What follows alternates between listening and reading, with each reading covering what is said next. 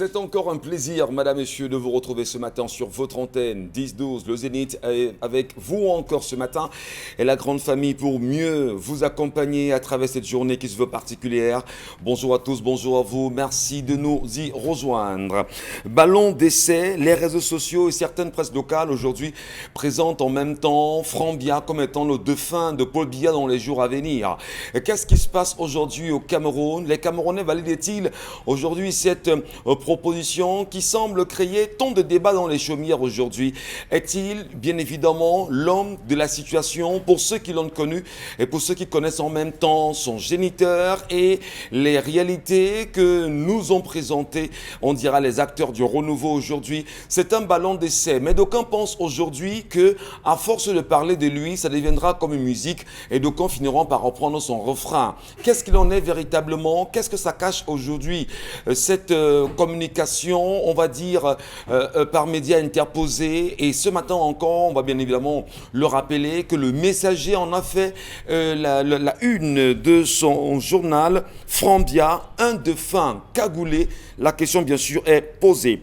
Et le Kalara, en ce qui concerne, bien sûr, ce journal qui a une belle vocation autour des affaires judiciaires. Le Kalara nous apprend qu'Atangana Kuna se plaint de faim à Kondengui. Et aujourd'hui, l'ancien ministre de l'eau et de l'énergie, qui semble ne plus manger véritablement de ce côté-là, se revendique l'ouverture de ces deux comptes, malgré toutes les tentatives mises en place par ses avocats. Jusqu'ici, la justice fait la sourde oreille et ne veut justement pas l'entendre sur ces questions. Et au Tchad voisin, des morts et des blessés après la journée de manifestation engagée hier. Le régime en place, notamment le comité militaire de transition au pouvoir, dit ne pas négocier avec le FAC et le FARC en même temps. Les rebelles disent qu'ils iront plus loin que prévu. La société civile tchadienne tente tant bien que mal d'inverser la vapeur. Sommes-nous dans la succession ou pas? On le sait en même temps hier soir, à travers une communication, on a pu entendre à nouveau le président français Emmanuel Macron redonner sa position en ce qui concerne la France. Est-il sincère dans ses propos? Est-il sérieux? Les Africains peuvent-ils se dire peut-être qu'il y aurait, on dira, des choses voilées autour de cette déclaration faite hier à côté du président Tshisekedi? L'Union africaine est toujours attendue sur ce dossier brûlant. L'Union européenne qui est muette n'en parle pas. L'Organisation des Nations Unies n'en dit presque rien aujourd'hui. Où en sommes-nous avec les sociétés civiles africaines qui devraient en réalité se prononcer sur le cas du Tchad aujourd'hui pour qu'on puisse parler d'une réelle démocratie à la tchadienne? Bonjour à tous, madame, messieurs, bienvenue. Installez-vous confortablement. Bonbon Bengan Kanji, bonjour et bienvenue ce matin. Bonjour monsieur Ngachou Numba, bonjour à vous chers téléspectateurs. Effectivement, démocratie à la tchadienne voudrait dire au nom du Père, du Fils et d'Emmanuel Macron. À peine a-t-il touché que le monde entier se tourne encore vers lui et vers le Tchad. Emmanuel, c'est bien Dieu avec nous. Donc il est là.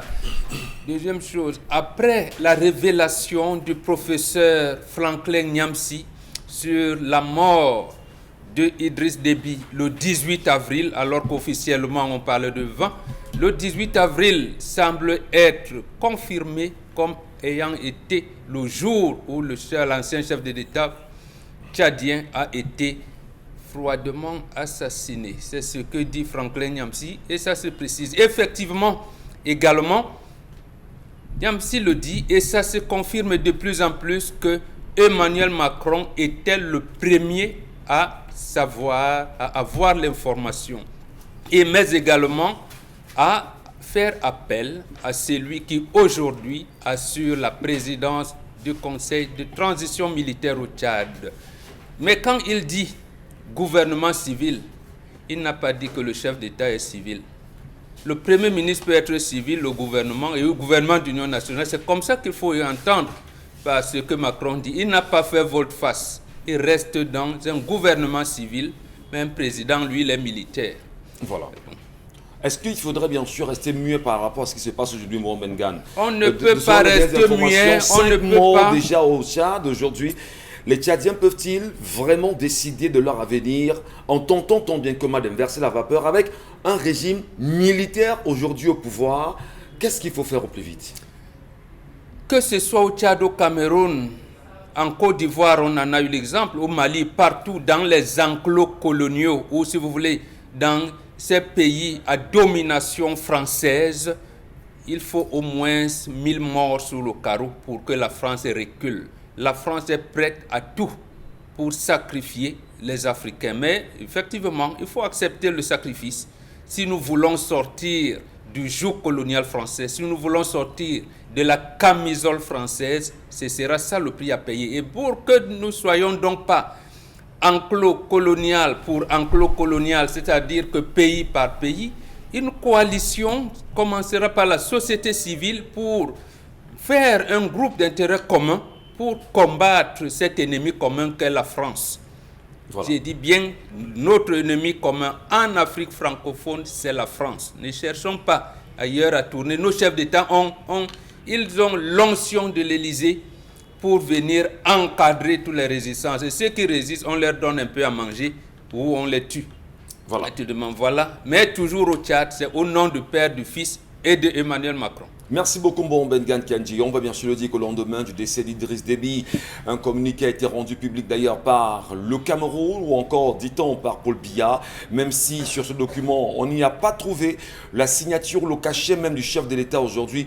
D'aucuns pensent que très vite, Yaoundé a validé la mise en place de ce régime, de ce comité militaire de transition au Tchad pour préparer également ce qui pourrait se passer au Cameroun. Et les Camerounais, vous devez bien savoir, est-ce que le Cameroun, c'est le Tchad? Charles Lamel, bonjour. Bonjour, monsieur Michel Ngachou. Bonjour à tous les téléspectateurs. Grave fait, grave révélation en préparation. Des Camerounais, des pontes du régime de Yaoundé se trouvent avoir plein de terres. On parle d'un baron qui à lui seul aurait 10 000 hectares de terrain répartis dans certains endroits de ce pays. Et pas n'importe lesquels, 10 000 hectares. Ils sont combien à avoir acquis, entre guillemets, des hectares de terrain alors que les textes de cette République ne les prévoient pas? À quand l'informatisation du système foncier au Cameroun? La question, il faudrait bien se la poser. 10 000 hectares, bien répartis, un pays tout saucissonné, des villes bien organisées, c'est comme avoir tout un village. Attention, ouvrons les yeux, car des choses sont en train de se passer dans le système foncier sans qu'on ne s'en rende compte. Merci beaucoup, M. Matoucher Lamel. Il va falloir le dire, bien évidemment, madame et messieurs, que les patrons de presse, selon François Mboké, vont vers un sitting de presse le 3 mai 2021 à l'occasion, bien sûr, de la journée internationale de la presse. Motif principal, refus du gouvernement de mettre en œuvre les recommandations des États généraux de la communication de 2012. Les journalistes camerounais comptent porter, bien sûr, leur attention, à l'attention, bien sûr, de l'opinion nationale et internationale, leurs souffrances et leurs revendications aujourd'hui. Mais il faut toujours rappeler qu'en ce qui concerne la presse privée au Cameroun, la presse privée ne reçoit toujours pas de subventions. L'État du Cameroun tente tant bien que mal chaque année de donner ce qu'il appelle l'aide à la presse privée, qui est parfois portée à moins de 200 millions, voire un peu plus de 200 millions de francs CFA, quand on sait qu'au Sénégal, on est à plus d'1 milliard comme montant reversé bien sûr à la presse pour l'accompagner annuellement, quand on sait qu'au Gabon à côté également, tout se passe très bien. Mais qu'est-ce qui peut expliquer qu'au Cameroun, le gouvernement, l'État de Paul Biya, le gouvernement de Paul Biya justement, ait choisi depuis tant d'années de ne pas accompagner la presse en elle-même, aucune subvention? Est-ce que les hommes de presse qui tentent tant bien que mal de vouloir organiser une marche, ont-ils raison? Que oui, attendons justement de voir ce qui se passera dans les jours à venir avec le sous-préfet de Yaoundé premier, dont on sait absolument qu'il dira non à une éventuelle marche. Bonjour à vous Isabelle Carrozo-Pété, bienvenue. Bonjour à vous Michel Ngachou, bonjour aux téléspectateurs. Nuit plutôt agitée dans des familles du côté de Bonamou Sadi où on parle du décès de 5 enfants de ce côté après avoir consommé un repas. Que s'est-il réellement passé? C'est une question qu'on est tenté quand même de se poser, de voir les enfants disparaître de la sorte. Vraiment, c'est dur pour les parents. Mais ce qui se passe aussi, c'est que c'est un phénomène qui commence à être de plus en plus récurrent, que ce soit dans la ville de Douala, où on se souvient encore ce monsieur qui était décédé, bien sûr, avec ses enfants du côté de village, et même bien plus dans la ville de Douala également. C'est des faits qu'on ne cesse d'écouter, de réécouter, de vivre, des faits plutôt difficiles. Que se passe-t-il dans notre société? Alors, selon des investigations quand même menées très tôt ce matin, Oui. nous restons encore sur la piste d'une réelle vérification parce que jusqu'à présent, on a 2 morts qui sont officiels déclarés et les 3 autres qui sont des adultes en même temps sont encore sur assistance Médical et tous auraient médicale justement développé ces mêmes symptômes pour avoir mangé simplement de l'avocat. On parle bien de l'avocat. Parce qu'il faut bien comprendre comment l'avocat peut tuer aujourd'hui. Qu'est-ce qui peut expliquer qu'une maman choisisse de partager une tranche d'avocat avec ses enfants et elle en mange elle aussi. Et quand on en arrive à ce qui s'est passé. Donc, on espère que dans les différents... Il y a une légèreté qui se passe dans nos familles parce que quelquefois, dans la soirée, on piège les souris. On piège les souris et le matin, généralement, ce qu'on faisait à notre époque, c'est que les aînés, on veille quand ils viennent pour faire la vaisselle et tout, on leur dit « méfiez-vous ». Des raticides qu'on a mis et quelqu'un, un aîné, les prend et veille à ce que ce soit vraiment jeté hors d'état de nuire. Mais est-ce qu'il peut avoir eu une, j'allais dire maladresse, un couteau qui est tombé à côté ou quelque chose comme ça et qui est venu trancher l'avocat? Il y a des petites erreurs comme ça qu'on peut commettre sans le savoir. En fait, c'est une hypothèse, je ne dis pas que c'est ça qui s'est passé, mais on a eu beaucoup de choses comme ça où on dit ah oui, une famille est morte après avoir consommé le harata chokda. Une famille ne peut parler délibérément qu'on va la consommer le harata chokda, mais c'est cette négligence là et ce qui amène souvent la désolation dans nos familles. Très bien. Merci beaucoup de beaucoup. vigilance dans tous les cas. Merci beaucoup. Dominique Odé, bonjour. Bonjour Michel Ngachou, bonjour aux téléspectateurs. Oui, ça va, ça va. Ce matin, j'ai pensé à une femme, Rosa Parks. Ouais. Tout le monde connaît son histoire en 1955. Et la citation d'elle, la plus connue, la plus reprise, c'est « Une seule personne peut changer le monde ». On sait que cette femme avait boycotté le bus à l'époque de Martin Luther King et tout. C'est pour dire à nos jeunes sœurs qui tardent d'accord, qui traînent le pas et qui se disent qu'aujourd'hui elles ne peuvent pas parce qu'elles n'ont pas ci, qu'elles n'ont pas ça ou qu'elles n'ont pas fait ci ou encore ça, que non. Non, le monde a besoin de chacun de nous, de chacune de vous. Et chacune, à votre sens, à votre manière, vous pouvez changer les choses, comme Rosa Parks. Merci beaucoup Dominique Audrey. Rappelle également que Rosa Parks a été cette dame qui avait refusé de céder sa place dans un bus au blanc parce qu'elle estimait également être humain. Et on le sait, ça a créé tout un tollé. L'Amérique s'est levée. Et bien sûr, il fallait revendiquer ses droits en tant qu'être humain, en tant que femme. Et ça, on le sait aujourd'hui, mémoire reconnue. Mais surtout, on rendra un vibrant hommage ce matin à ceux qui l'ont connu. Joseph Pokosi Ndombé, qui casse sa pipe finalement, l'ancien délégué du gouvernement, qui également était jusqu'à son décès. Le PCA, les ADC, est mort très tôt ce matin. Bomo Bengam, vous l'avez connu au moins, M. Pokosi? Au moins beaucoup d'ailleurs. Je l'ai connu depuis son bas âge, en fait. C'est le gars de notre génération. D'accord, merci. Hein. Quand il est venu là, d'abord commencer à enseigner les sciences naturelles au lycée Josse.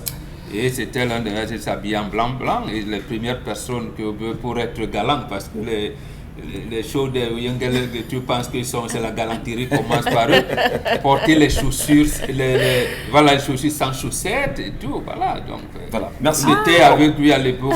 Allons à l'histoire du jour. Un aîné qui s'appelait Tekimbouma, voilà.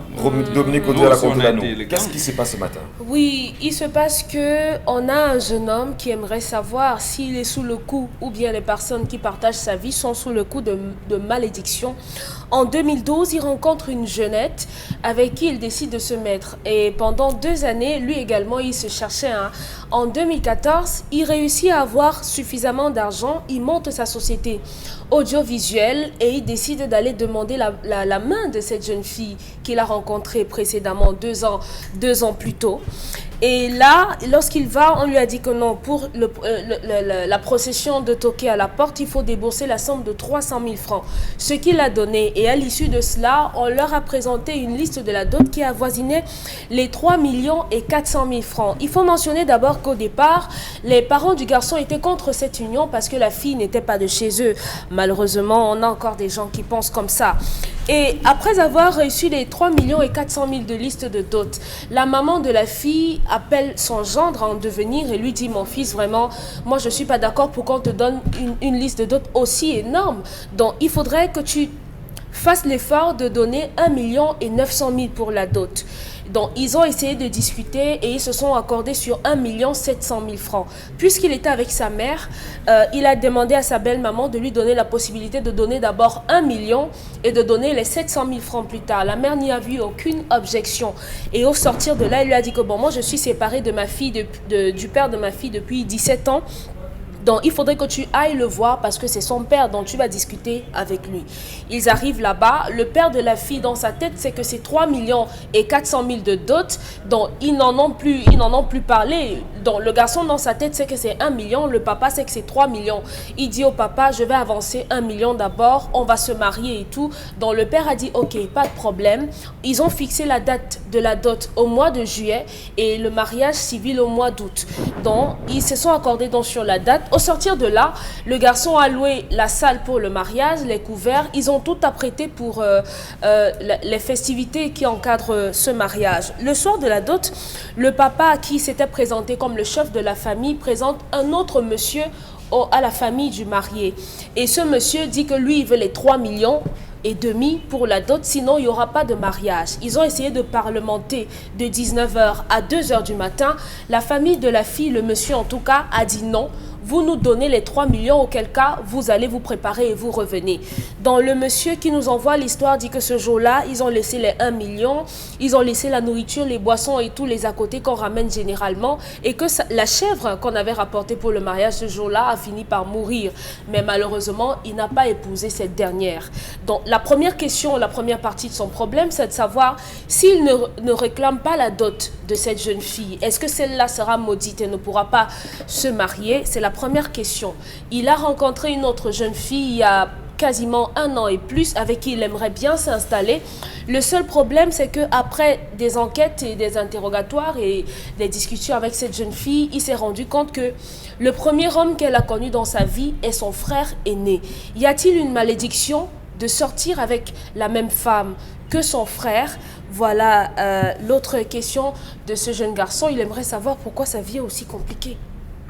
Donc, il faut donc qu'il cherche la malédiction de son côté, pas du côté des femmes. N'est-ce pas, maman? Oui, absolument. Ben, est-ce qu'il a un problème? Parce que là... Oui, parce que vous pensez, on vous dit ici chaque fois que avant que les phénomènes se passent, il y a des noumènes. C'est le troisième principe dans la théorie de la complexité qu'on vous démontre souvent. Il y a des noumènes qui se matérialisent par les phénomènes que vous entendez. Ce garçon, il va rencontrer des filles compliquées comme ça toute sa vie. Donc c'est lui qui porte la malédiction. Et il va rencontrer justement des filles qui traînent elles aussi des karmas. C'est comme ça. Pour malédiction, c'est lui, l'enfant qui a la malédiction, mais rencontre les filles qui ont ce karma. Premièrement, pour le premier mariage. Il traîne un mauvais karma ou il traîne une malédiction, à votre avis? Une malédiction, c'est une malédiction. C'est-à-dire qu'en fait, à bien voir, il lui sera difficile de former une vie de couple harmonieuse. Une vie de couple harmonieuse. Premièrement, il s'est engagé mal. Vous voulez épouser une fille dont le père et la mère sont séparés. Lui, il pense qu'en causant avec la maman de la fille, tout est réglé. C'est depuis quand ça? Et justement, si vous n'êtes pas maudit, qu'est-ce qui peut vous amener à l'intégrer? Même lorsqu'on dit non, quand on dit que le mariage commence par la cuisine, justement ici, la première cuisine, c'est la cuisine de la maman qui est l'épouse actuelle de son papa. C'est-à-dire, quand tu vas voir le papa de la fille, c'est la maman qui est là, qui est d'abord la mère de la fille, avant qu'on ne vienne à la génitrice. La génitrice vient après. Puisque c'est papa, quand vous venez, il dit, ah non, je reçois les gens, achetez, apportez-moi la cola, apportez-moi le vin de palme, et faites-moi le condrela, je reçois les gens. Qui vous reçoit, ce n'est pas la maman de la fille, c'est la femme du père de la fille qui vous reçoit. Voilà donc comment on commence. Parce que si on vient dire, oui, son papa est là-bas, sa maman est là-bas, je vais faire ci ou ça. Non, ça ne se fait pas comme ça. Donc, le premier respect, c'est le père et la maman qui vous reçoit. Et c'est le père qui donne les orientations de la liste de la dot. Maintenant, quand on dit donc la partie, les choses en nature ou en quoi qui concernent la mère de la fille, la génitrice, elle négocie. C'est-à-dire, à ce moment, par principe, la mère de la fille doit venir chez le père de la fille pour recevoir la dot. Et voilà, non, pour recevoir la dot, c'est comme ça que ça se passe. Donc, dans un truc, il doit revenir. Si la maman commence à ne pas venir parce que pour des problèmes et d'autres, c'est l'homme qui donne les orientations. Il va dire que la partie qui revient à sa maman, il peut remettre à une de ses co-épouses, c'est-à-dire qui va lui mettre, ou à sa propre fille pour aller dire à sa maman. Mais généralement, on n'intègre même pas la fille, elle-même dans ce processus-là. Voilà la première entorse. Même lorsque sa belle-mère, on peut dire ainsi, lui a donné des orientations sur la réduction probable du coût, il faut rapporter cela au père. Maintenant, l'information est passée en bas et le père de la famille a donc compris que, mais attends, là où moi je fais le parlementarisme, mon ex-femme est en train de faire des manipulations derrière. Bon, d'accord, comme je voulais arranger des choses, je vais donc laisser le père de la famille maintenant. Parce qu'il est le père de la fille, mais est-ce que c'est lui le chef de famille? On n'en sait pas.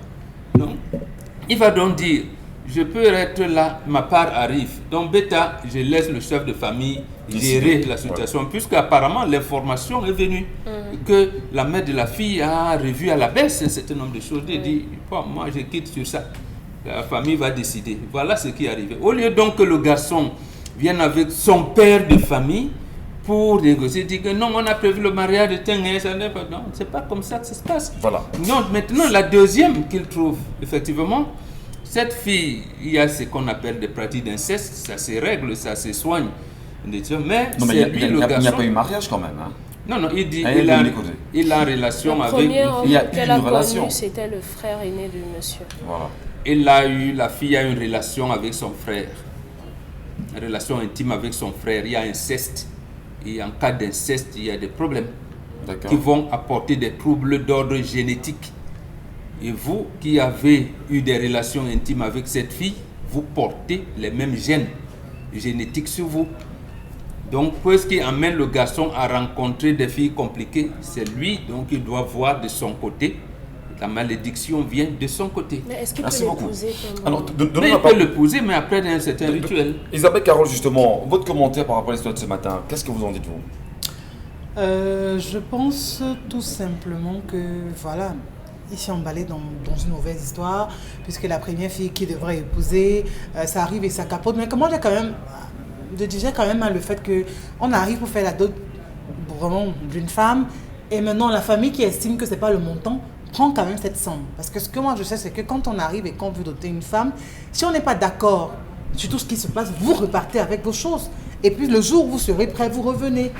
On vous renvoie tout simplement. Mais ce n'est pas pour dire que non, on va d'abord prendre 10 millions et attendre que vous venez maintenant faire là. Parce que là, on considère la famille considère qu'il n'a pas doté cette fille. Mais comment se fait-il donc que vous considérez bien que votre fille n'a pas été dotée? Maintenant, les 1 million de francs, vous prenez cela, chèvre, casserole, marmite et tout ce qui va avec. Vous prenez cela et vous dites bien que la dot n'a pas lieu.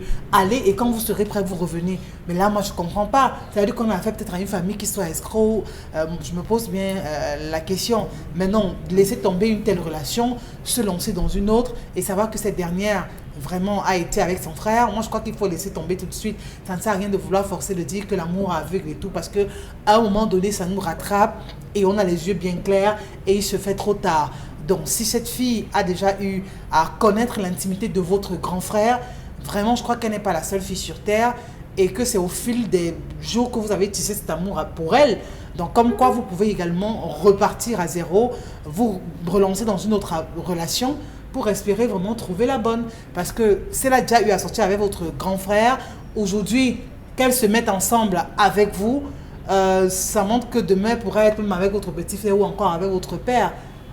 Oui, c'est possible. Non, mais il peut avoir été que son grand frère l'a violée. Ils étaient dans une autre ville. Non, mais elle a parlé d'une relation. Oui, le premier, ils étaient dans une autre ville. Oui, et c'est ils se sont mais ça rencontrés. n'exclut pas le fait que ce soit le grand frère de cette fille. Oui. Et on sait à quel point la chair est faible. Ça veut donc dire que régulièrement, elle sera en train de voir son ex. Elle sera en contact avec lui. Et ce ne sera pas facile puisque c'est votre ex. Il connaît vos forces et vos faiblesses. Il sait forcément vraiment comment vous ramener vers lui et tout.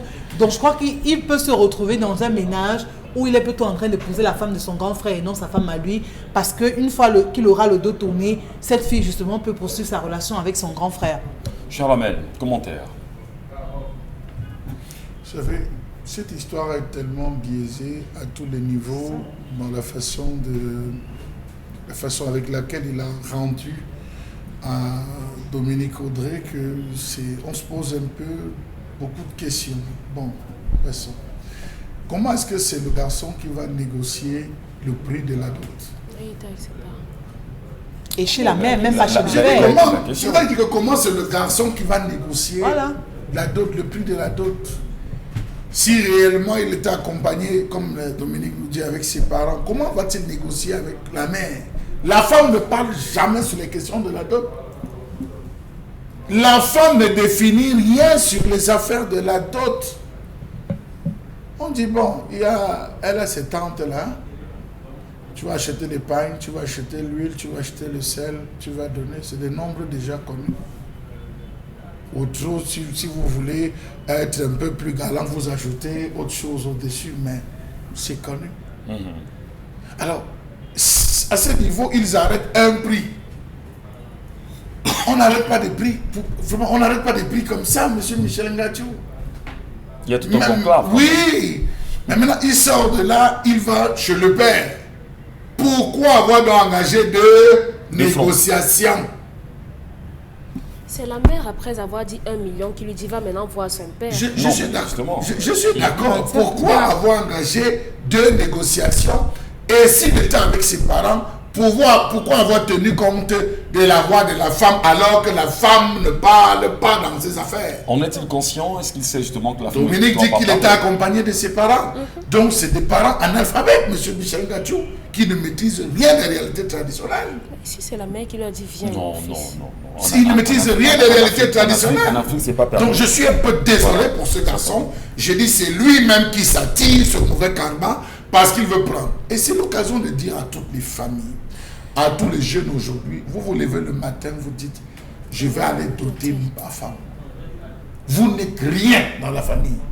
Vous ne valez rien dans la famille. C'est la famille qui part doter votre femme. C'est le chacun qui met ses 100 francs, ses 1000 francs, ses 2000. C'est ça qu'on collecte pour aller prendre la femme. En réalité, ça se passe comme ça. C'est comme ça que ça doit se passer. La logique. C'est comme ça que ça doit se passer. Quand on vous donne la liste, vous prenez la liste, vous faites des photocopies que vous remettez à la famille. Par mesure d'amitié, vous pouvez aller voir votre ami. Vous lui dites que, gars, je vais aller même aller voir la liste qu'on m'a donnée. Il dit que je prends les 3 chèvres ici. Je vais voir Mbombo. Mbombo dit, oh, j'ai beaucoup de poulets dans mon poulailler, je t'offre les poulets. Vous allez voir tel dit dans la couverture, si on a demandé, c'est moi qui donne. Vous allez voir, vous vous retrouvez à avoir vos amis, vous vous retrouvez à avoir votre... C'est la raison pour laquelle on dit, on peut doter la femme de notre frère. On peut prendre notre femme. Ce n'est pas on peut prendre la femme de Ngatou. On peut prendre notre femme. Vous voyez, on a biaisé à ce niveau et lui, il est encore venu rajouter cela. Vous voyez des gars qui arrivent, il avait le père, il avait la mère, il avait les oncles. Pendant qu'on va doter, on le tire. Gars, c'est le moment de l'enveloppe. On dit que c'est l'avion. Donne l'argent. Je ne donne même pas 5 francs, monsieur Michel Ngatou. C'est la famille qui donne. C'est pas moi. Les enveloppes sont prévues, tout est cadré. Mais ce n'est pas ça. Premier point. Deuxième point, monsieur Michel Ngatou. Le rôle de la chèvre, les gens n'ont jamais compris pourquoi on fait venir la chèvre. Il faut remplacer la femme que vous enlevez, il faut la remplacer. Et lorsque vous arrivez, cet animal meurt étouffé. C'est signe de sorcellerie. Il y a la sorcellerie. Ne causez même plus de quoi que ce soit. Tournez, vous partez. Il n'y a plus mariage, monsieur Michel. Et quand c'est le port, on fait comment? J'ai dit dès qu'il y a mort, il n'y a plus mariage. Vous vous tournez, vous partez. Si vous restez, c'est vous-même qui voulez voir le joujou en pleine journée. Tournez, vous partez. Lorsqu'on amène les animaux, il y a la première chose, lorsque vous traversez la concession de votre belle-mère, de votre beau-père, l'animal va faire pipi, soit faire caca. Je parle trivialement pour qu'on comprenne. Ouais. Dès qu'il traverse la concession, un moment va s'arrêter, va faire pipi, c'est bon signe. C'est très bon signe. Mais si vous entrez avec une chèvre constipée, monsieur Michel Gadjo, posez-vous des questions. Oui, posez-vous des questions. Mais ce sont des signes, justement. Voilà les premiers signes qu'il n'a pas su interpréter. Et ça, mon oncle dit, n'a pas su interpréter ces signes. Je m'arrêtais. Comment vous arrivez à négocier? Vous négociez et vous donnez l'enveloppe de 100 000 francs. Dans certaines familles qu'on remet, on ne la remet que lorsqu'on est tous tombés d'accord. Tout à fait. Lorsqu'on est tombé d'accord sur les clauses, ça suppose qu'il a dû remettre l'argent à la mère, comme on voit souvent, ou remettre au beau-père que qu'on prend. Arrivé là-bas, c'est toi qui va remettre à tes frères. Non, monsieur Michel Gadjo. Parfois, pendant la dot, il peut avoir un mot mal placé, mal positionné. Il y a une information, vous vous levez là. Vous ne tombez pas d'accord, vous rentrez, monsieur Michel Gadjo. On a vu tellement de mariages où on commence le débat, un oncle lance une phrase avec une mauvaise virgule, on se lève tous. Restez réfléchis, on revient. C'est vous qui venez prendre. Donc donc, il y a tellement de faits, et je suis sûr que si on pose, on va voir. On ne sort pas de ce type de relation, aussitôt on se relance. D'accord. Donc vous voyez, je dirais à ces garçons, Merci. il faut aller tel au village. On prend également les avis, Dominique Audrey. Vous avez reçu l'histoire, vous avez quand même certainement analysé à votre façon. Qu'est-ce que vous en tirez comme conclusion, vous? C'est un peu compliqué lorsqu'on a écouté les personnes qui sont les plus averties en matière de dot s'exprimer. C'est juste qu'il faudrait peut-être qu'à leur niveau, on essaye de vulgariser ou bien de faire revivre ces pratiques-là, parce qu'il y va maintenant de chacun. L'intention de la maman à la base n'était pas mauvaise, parce qu'aujourd'hui, elle a estimé que pour un jeune homme qui vient juste de commencer, en 2014, il montre son entreprise, et la même année, il veut déjà aller doter une femme à hauteur de 3 millions et plus, et faire un certain nombre de choses. Je trouve que ce n'est pas assez logique. Lorsqu'on veut épouser une femme, on s'arrange à ce que l'environnement soit propice. Vous prenez 3 millions alors que vous venez de commencer votre entreprise. C'est une énorme perte, je trouve. C'est pas que le mariage, c'est pas une bonne chose, mais vraiment, est-ce que c'est la priorité? À quel moment, en 2 ans de relation, vous n'avez pas eu le temps de vous faire véritablement connaître par votre belle famille, pour savoir que j'entre dans une famille qui est extrêmement capitaliste, pour savoir que si vous n'avez pas les 25 francs, parce que j'ai entendu dire que pour les allumettes, on refuse même des dots, vous n'avez pas pris la peine de savoir vers qui est-ce que vous alliez. Bon, maintenant, puisque c'est terminé, je ne sais pas si on récupère la dot, parce que c'était également sa question. Non, ils ont fait cadeau, c'était pas la dot. C'était pas la dot. Ils ont fait cadeau. Ils ont fait cadeau, c'était pas la dot. Ok, donc à ça, vous savez que vous n'avez pas doté de femme, donc il n'y a pas de malédiction qui puisse planer sur elle. On appelle ça pour Batou, donc tu es venu donner cadeau.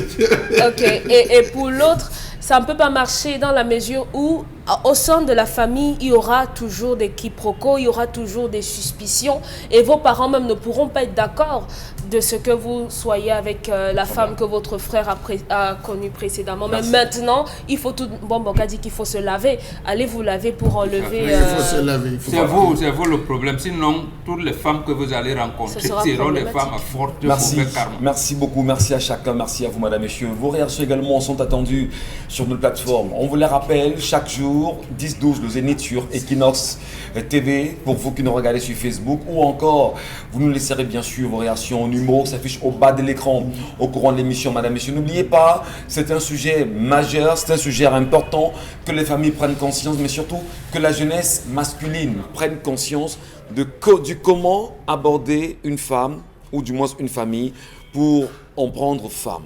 Restez sur Equinox.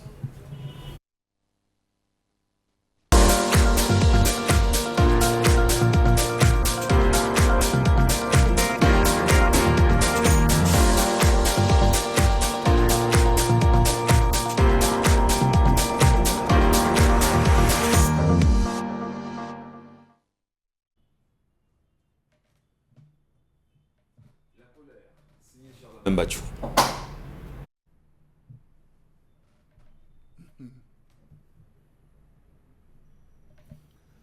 je m'interroge ce jour sur la question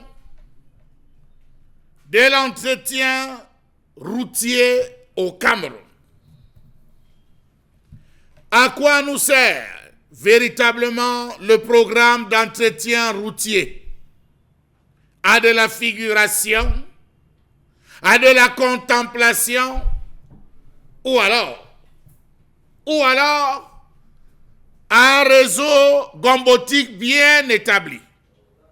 À quand la mise sur pied du programme spécial de réhabilitation de nos axes routiers?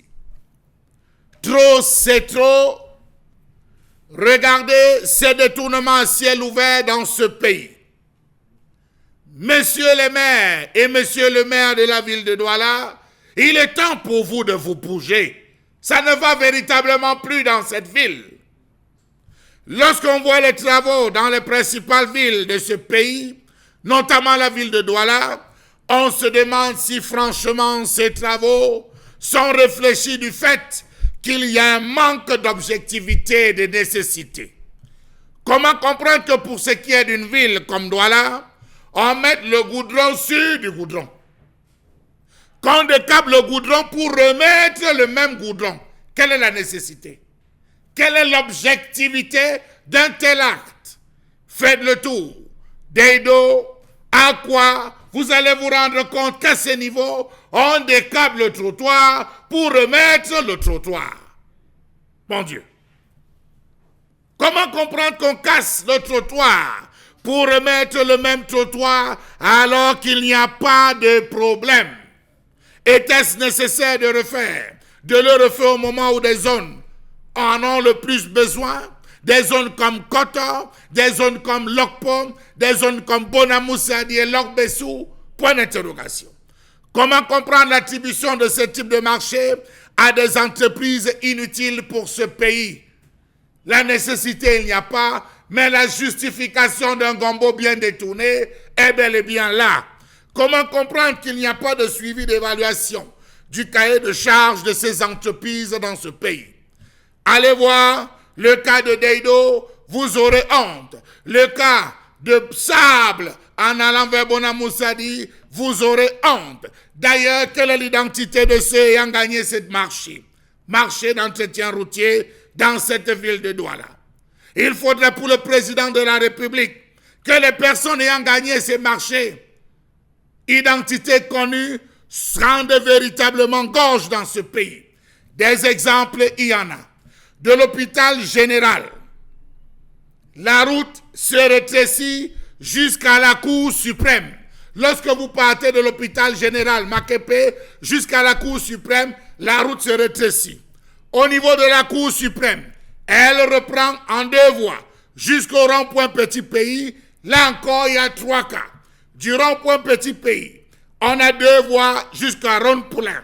Une voie traversant Tradex, ça se rétrécit encore. Au niveau de Ronde-Poulain, ça se rétrécit, ça va à 1 voie jusqu'au carrefour Andem. Ça reprend encore à une autre voie.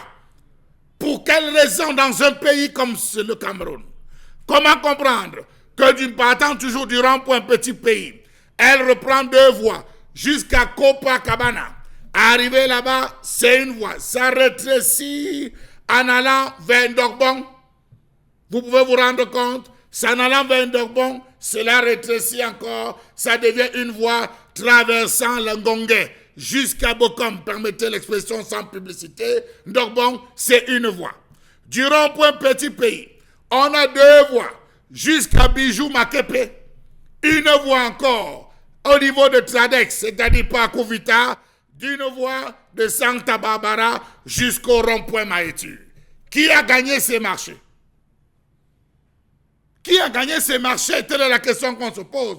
Vous pouvez voir en illustration qu'à ce niveau, il y a eu un vol. N'ayons pas honte de le dire, il y a eu un vol de l'argent des Camerounais dans la réalisation de ces axes routiers. Vraiment, trouvons des explications pour cela.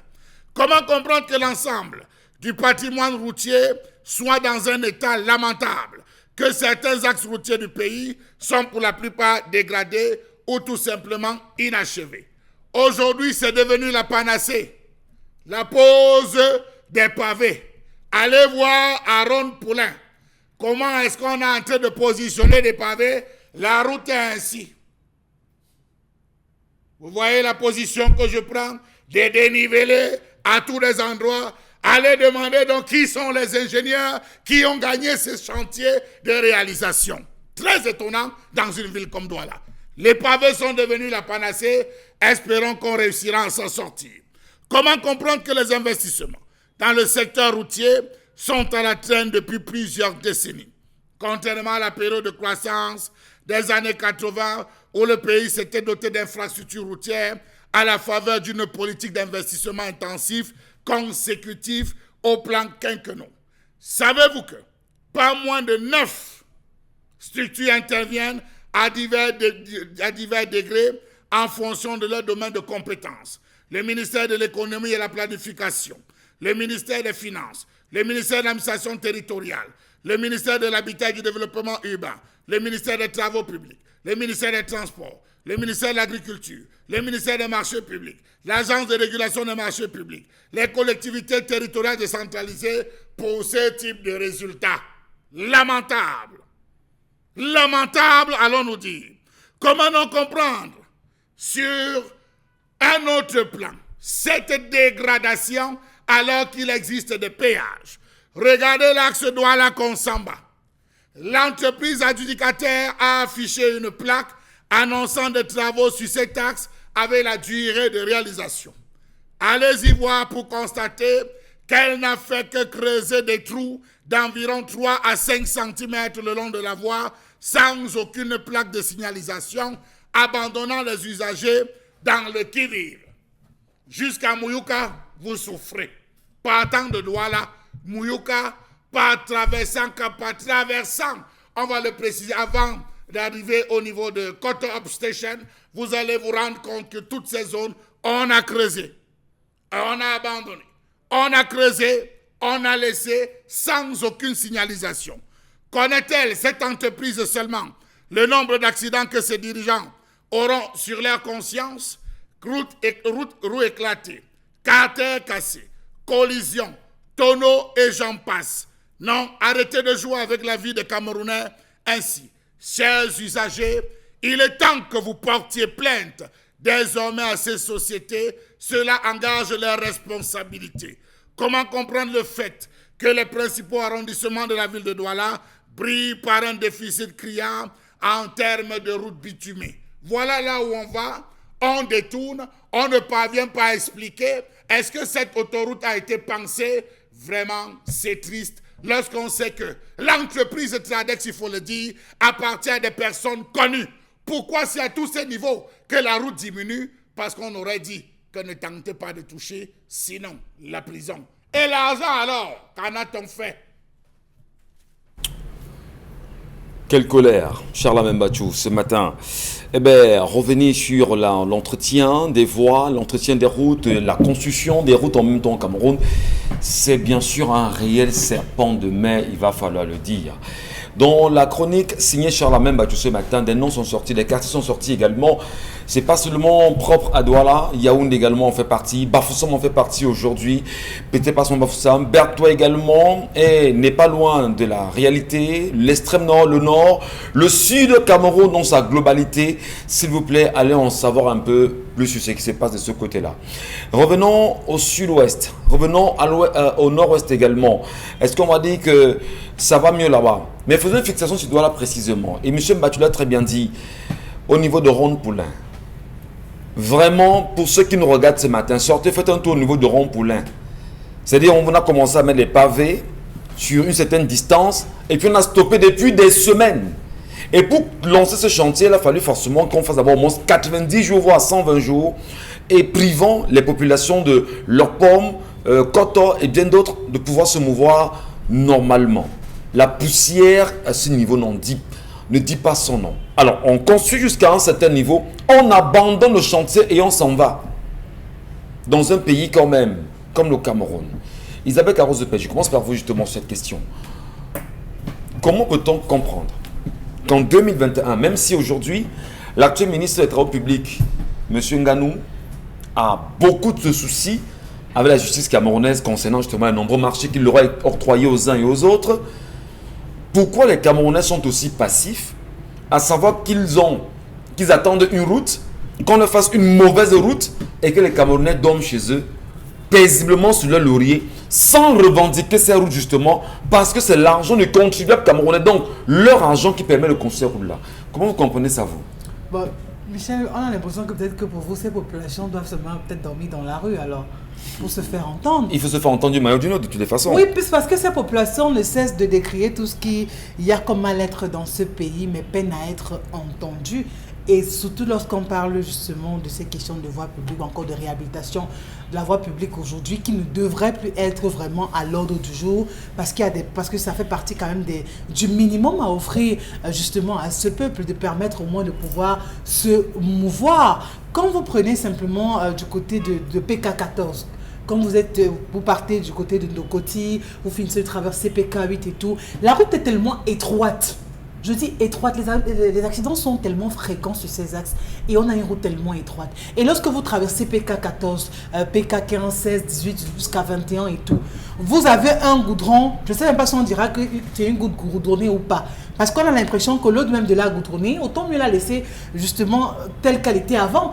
Sinon, comment comprendre que quelques semaines juste après, qu'on ait déjà vraiment des nids de poules de ce côté, des nids d'éléphants, que les populations peinent à se mouvoir. Et pourtant, juste à côté, on a quand même une université où les étudiants vraiment sont appelés à être là-bas tous les matins pour pouvoir prendre des cours. Dans quelles conditions? Ces étudiants qui peinent même à pouvoir regagner le milieu universitaire tous les jours. Aussi bien difficile pour ces élèves que pour ces étudiants, j'allais dire, que pour le corps enseignant de ce côté et même pour les populations qui sont même encore plus loin. Au-delà. On le sait. Je vais prendre un autre exemple. Oui. Vous avez construit quand même lundi.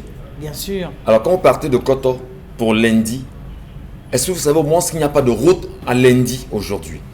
Et pourtant, allez voir les populations qui vivent à lundi aujourd'hui. Les chantiers qu'il y a. Les chantiers qui sont en construction à lundi aujourd'hui. Et qu'il n'y ait pas de route à lundi. Concrètement, c'est qui le problème? Car on sait que les budgets sont votés. On sait en même temps que les populations revendiquent. Mais qu'est-ce qu'il faut faire pour se faire entendre en tant que population au Cameroun pour obtenir une route et non en prendre ceci comme une faveur pour qu'on vous dise plus tard que c'est un don du chef de l'État? Moi, je crois que c'est toujours mieux, et on a toujours dit, de procéder par des manières plutôt pacifiques. Lesquelles?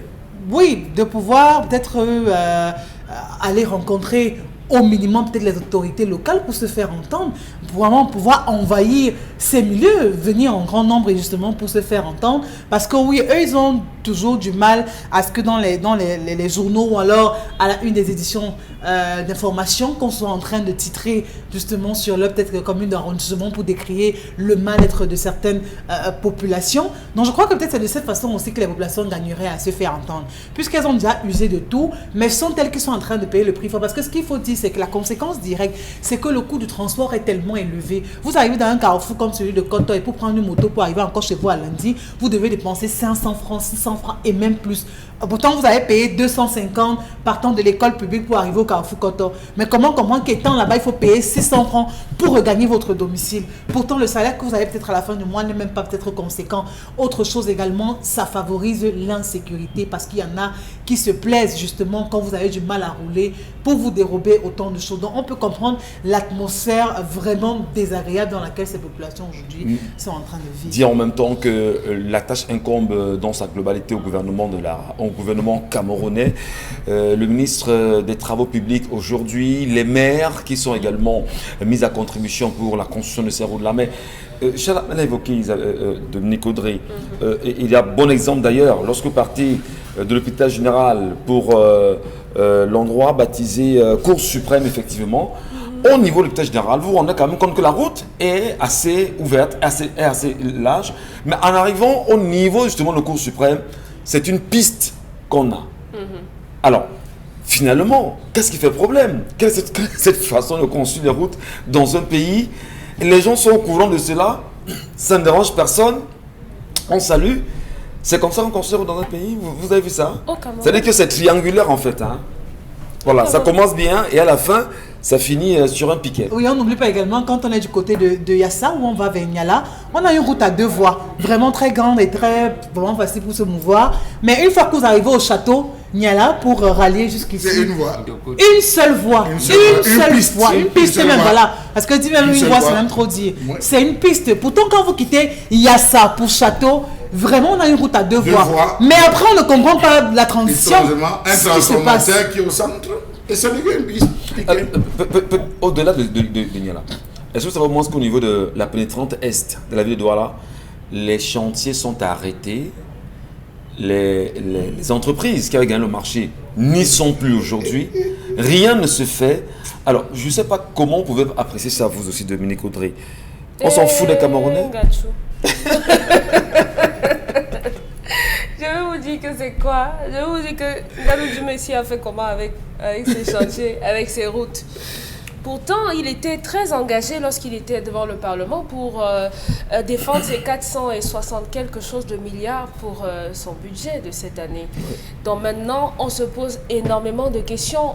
On est tous d'accord que la qualité de la route a un rôle important sur le développement économique. Parce que si on a de bonnes routes, on a la facilité pour pouvoir transiter, que ce soit sur le plan économique, social et même culturel. On a la possibilité de se mouvoir aisément. Il y a énormément de pertes que rencontrent les citoyens qui mènent des activités en empruntant ces routes. Aujourd'hui, route au Cameroun égale route fissurée, route déformée, route affaissée, nid d'éléphant, piscine et tout ce que vous pouvez imaginer. Et c'est bizarre, c'est même triste parce que malheureusement, ces gens, lorsqu'ils veulent circuler à ces endroits-là, ils vont ailleurs. Ou bien nous, on nous met de côté et eux, ils circulent normalement. Ils ne sont pas exposés aux mêmes situations, aux mêmes difficultés qu'ont les Camerounais. Mais maintenant, les questions qu'on devrait se poser pour la réduction drastique, sauvage et barbare de ces routes-là, c'est à qui est-ce qu'on octroie les marchés? Ou bien, quelles sont les maquettes? Est-ce qu'on ne présente pas les maquettes précédemment avant de faire tous ces travaux? Parce que si on regarde les maquettes, certainement, au niveau, c'est le travail demandé à ces différents ingénieurs. C'est pour ça qu'ils font le travail à eux demander. Aujourd'hui, nos routes ne répondent à aucun standard, à aucune norme. Parce qu'en matière d'entretien routier, ça se fait de façon constante. Il est important, du moins dans d'autres pays, en France notamment, parce que quoi qu'on dise, on est obligé toujours de se référer là-bas. C'est pas une référence forcément. Bon, là-bas, en tout cas, il y a un reprofilage qu'on fait constamment au niveau des routes. Ouais. Il y a un entretien qu'on fait en prévision même là-bas. Il y a le bitume qu'on utilise pour prévenir un certain nombre de désagréments au niveau des routes. La qualité des routes aujourd'hui est également facteur de tous les accidents qu'on rencontre tous les jours. Parce que en voulant esquiver un nid de poule ici, quelqu'un va se retrouver de l'autre côté et va se faire percuter par un autre camion. Parce que nos routes, à côté de ça, ne sont même pas éclairées, nos différents axes lourds. Et au-delà de l'éclairage, justement, Dominique Audrey, puisqu'on en parle ce matin, vous gardez la parole. Nous marquons une pause, madame, monsieur, sur notre antenne et nous revenons sur la question de la gestion ou encore le reprofilage des routes au Cameroun. Qui sont ceux qui gagnent les chantiers et se foutent de la gueule des Camerounais aujourd'hui?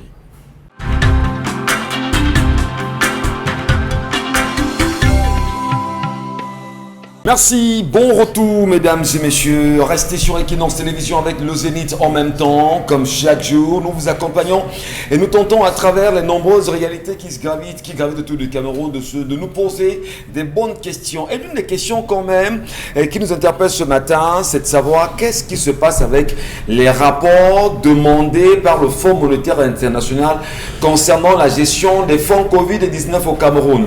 Qu'est-ce qu'il en est justement de l'attente du chef de l'État aujourd'hui qui, à travers le rapport de la Chambre des comptes en même temps, a fait ressortir des noms? Quel est le réel rapport aujourd'hui? Qui sont ceux qui tentent tant bien que mal de créer un faux rapport parce que les noms sont connus? Qui sont ceux-là qui ont trempé dans l'argent concernant les fonds Covid-19 à hauteur de 180 milliards de francs CFA? Qui sont ceux-là en réalité qui ont créé ce qu'on appelle aujourd'hui la task force Covid, logée au sein de la présidence camerounaise et qui voudraient en même temps laisser croire aux Camerounais qu'ils n'ont jamais été impliqués dans la gestion de ces fonds Covid-19 aujourd'hui. Ça fait grand débat, ça fait grand bruit. Les Camerounais sont vigilants et ouvrent les yeux et veulent avoir des réponses. On attend en même temps que la justice se prononce sur les noms qui sont en train de circuler, dont on fera état de ce que ces derniers seront en même temps auditionnés devant la justice camerounaise et qui sont d'ailleurs les hauts commis de l'État, membres du gouvernement aujourd'hui, ayant croqué à pleine dans les 180 milliards de francs CFA concernant les fonds Covid-19 au Cameroun. Une autre question quand même qui taraude les esprits des Camerounais, c'est de savoir, au moment où on est en train d'encenser sur les réseaux sociaux et à travers une certaine presse camerounaise, le fils de l'actuel chef de l'État camerounais comme étant son futur successeur, les partis politiques dits de l'opposition, pourquoi est-ce qu'ils sont muets aujourd'hui et n'en parlent pas? Est-ce qu'on n'est pas en droit de se dire que le silence des partis politique dit de l'opposition sera un silence complice? Pourquoi laisser que l'on chante un son de cloche qui n'arrange pas les Camerounais et qui finalement risquerait d'être validé comme le son de cloche le plus intéressant? Qu'est-ce qu'il y a lieu de faire au plus vite? Et au-delà de la question fondamentale, où en sommes-nous? Parce que nous, Camerounais, on attend toujours le rapport autour de la modification du code électoral et tout ce qui va avec. Les partis dits de l'opposition, certains se sont réunis il y a un peu plus de 2 semaines aujourd'hui à travers une conclusion qui devait être rendue publique. Il y a eu un nouveau renvoi et certains partis également s'y sont alliés en même temps. Eh bien, les Camerounais voudraient savoir où en sommes-nous parce qu'on s'est rendu compte que nous ne sommes pas dans la violence et ce que nous cherchons en même temps, c'est la voix des urnes. Et pour qu'ils puissent avoir voix des urnes, nous cherchons absolument à avoir une transparence, mais surtout que l'on refasse dans sa globalité le système électoral. Et on en profite ce matin pour dire aux acteurs politiques de l'opposition que nous vous attendons véritablement sur ce chantier au plus vite pour vous prononcer, auquel cas on vous traitera justement de complice de ce qui se passe aujourd'hui dans le système camerounais. Revenons sur la question des routes, la gestion, le reprofilage, la construction, la fabrication. Et Charles Amène Mbatou, dans sa colère ce matin, l'a expliqué. Nous, on a quand même relevé aujourd'hui que la pénétrante est de la ville de Douala, dont un montant avait même été, voté. Des dettes ont été contractées auprès d'une banque étrangère pour refaire la pénétrante est de la ville de Douala. Aujourd'hui, les engins n'y sont plus, les constructeurs n'y sont plus. Qu'est-ce qui se passe? Est-ce que le ministre des Travaux publics peut nous en dire plus? Mais la question dans sa globalité, Momo Bengan, comment comprendre que l'on soit dans une si mauvaise gestion? Est-ce que c'est seulement le ministre des Travaux publics? Est-ce que les maires n'ont rien à y voir? Du moins, comment vous appréciez dans sa globalité ce qui se passe autour des routes au Cameroun? Donc, il y a 3 structures qui entrent dans la réflexion des routes au Cameroun. Oui. Il y a le gouvernement, il y a ce qu'on appelait communautés urbaines qui sont devenues les communes, les villes, et les mairies d'arrondissement. Et le gouvernement a défini 2 axes. Il y a le premier axe qu'on appelle programme sectoriel de développement qui concerne le gouvernement et les programmes d'urgence de développement qui concernent les collectivités territoriales décentralisées. Ça veut dire quoi en réalité? Ça veut dire que le Charles Amel a relevé un pan. Le gouvernement peut décider que, comme le définissait le chef de l'État quand il lance les 10 points de la politique des grandes ambitions en 2003 pour la présidentielle de 2004, il peut dire que pour les 5 ou 7 prochaines années, nous voulons avoir tant nombre de kilomètres de routes bitumées. Il faut donc l'attendre parce qu'il avait dit priorité des priorités infrastructures routières. On est donc en droit de lui poser la question aujourd'hui. Excellence, 2004 est passé, 2018, c'est vous qui êtes là, où sont les routes? Donc, dans ce Pourquoi n'avez-vous pas honoré à vos promesses? Tout à fait. Maintenant, vous avez vu la situation qui s'est passée lorsque Tonnet était ici, avec la pénétrante S à laquelle vous avez fait allusion de Douala. Il a dit non, moi je prends cette route à partir du marché des fleurs. Effectivement, la route nationale numéro 3, c'est limite là, marché des fleurs. Donc, à partir de là, le maire de la ville prend possession de sa ville. Et maintenant, ce qu'on appelle les routes secondaires dans la ville est du ressort des mairies d'arrondissement. Le problème qui se pose, c'est quoi? C'est que les textes sont clairs. Mais la pratique, c'est tout autre chose. Et c'est là l'interrogation de Chalam. Vous me permettez de faire juste une petite virgule. Le lien qui existe entre les marchés publics les travaux publics et ce reprofilage des routes aujourd'hui, vous avez tout à l'heure signifié que le premier élément qui est entré en scène, c'était le gouvernement camerounais. Alors, est-ce qu'il y a, on va dire, ils ne s'entendent pas sur certains points pour qu'on arrive là? Comment vous comprenez ça? Ils ne s'entendent pas sur tout, pas seulement sur certains points. Je vous prends là des déclarations d'un ministre qui n'est plus en fonction. Il a dit plusieurs reprises au Premier ministre, il a dit au JICAM, il a dit dans la presse, il s'appelle Patrice Ambassala. Patrice Ambassala dit, en ma qualité de ministre des Travaux publics, les thèses qui organisaient le gouvernement et qui a amené le chef de l'État à me confier ces tâches font de moi l'ingénieur de l'État. Je dois. On lui dit, cher ami, ce n'est pas pour ça que vous avez été nommé, allez rester à la maison. Allez rester à la maison. On le lui a dit comme ça, clairement. Donc, eux n'ont pas dit, de toutes les manières, on l'a sorti du gouvernement. C'est pour dire que, monsieur Ambassala, vous voulez vous fier aux textes. Nous, non, les textes, on s'en fout ici. On s'en fout des textes. Si vous n'avez pas de couloir pour entrer là où il faut entrer, tant pis. Et c'est comme si on voulait sanctionner Ambassala, alors qu'Ambassala, lui, il voulait faire le développement du pays et entrer dans ce qu'il a que son chef a appelé politique des grandes ambitions, des grandes réalisations, où la priorité ce sont les infrastructures routières. Il a eu le même coup qu'avait eu un ministre français, Jean-Pierre Cotte. Jean-Pierre Cotte, Mitterrand lui dit les accords de coopération seront plus comme ça. Bon, quand lui aussi vient, un problème survient au Tchad, opération Pervier, Jean-Pierre Cotte dit non, le président a dit, on l'enlève, on lui dit non, Jean-Pierre Cotte, vous êtes professeur de droit, mais apparemment vous ne comprenez même pas français. Bon, on l'a mis de côté, Michel Auriac a eu la même chose. Donc en fait, c'est cela. Donc c'est les pratiques, et ces pratiques-là, Charles Amel a dit, vous ne pouvez pas comprendre. C'est-à-dire que vous constatez seulement qu'il n'y a pas de route. Ça se résume dans la malgouvernance Mohamed. Absolument. Simplement. C'est pour ça que Isabelle Caro se plaint. Il vient de Yaoundé, il veut prendre l'âge de Yala. Et pour là, il va Niala. Arrivé à Château, il tombe dans les embouteillages qui font 4 heures. C'est-à-dire que plus de la distance de la Yaoundé. Il est là, il gratte la tête, elle appelle les gens. Je suis dans le. Quel embouteillage, maman, tu es pas. Il est embouteillé pour arriver. Non, c'est comme ça en fait. Vous ne pouvez pas expliquer autrement. La station Tradex, qui est à l'origine du rétrécissement de la route entre, vous avez dit, Ron Poulain et Carrefour Adem, comme vous voulez, c'est pas possible. Puisque je veux dire, la construction de cette station-service, par exemple, avait trouvé le problème de la route. Pourquoi on ne pouvait donc pas adapter la construction de cette station au projet qui était pour la route? Non, on rétrécit. Voilà, et on dit débrouillez-vous. Et là maintenant, même les ingénieurs sont là. On ne peut même plus aplatir la route de manière bien pour mettre le caniveau de deux côtés.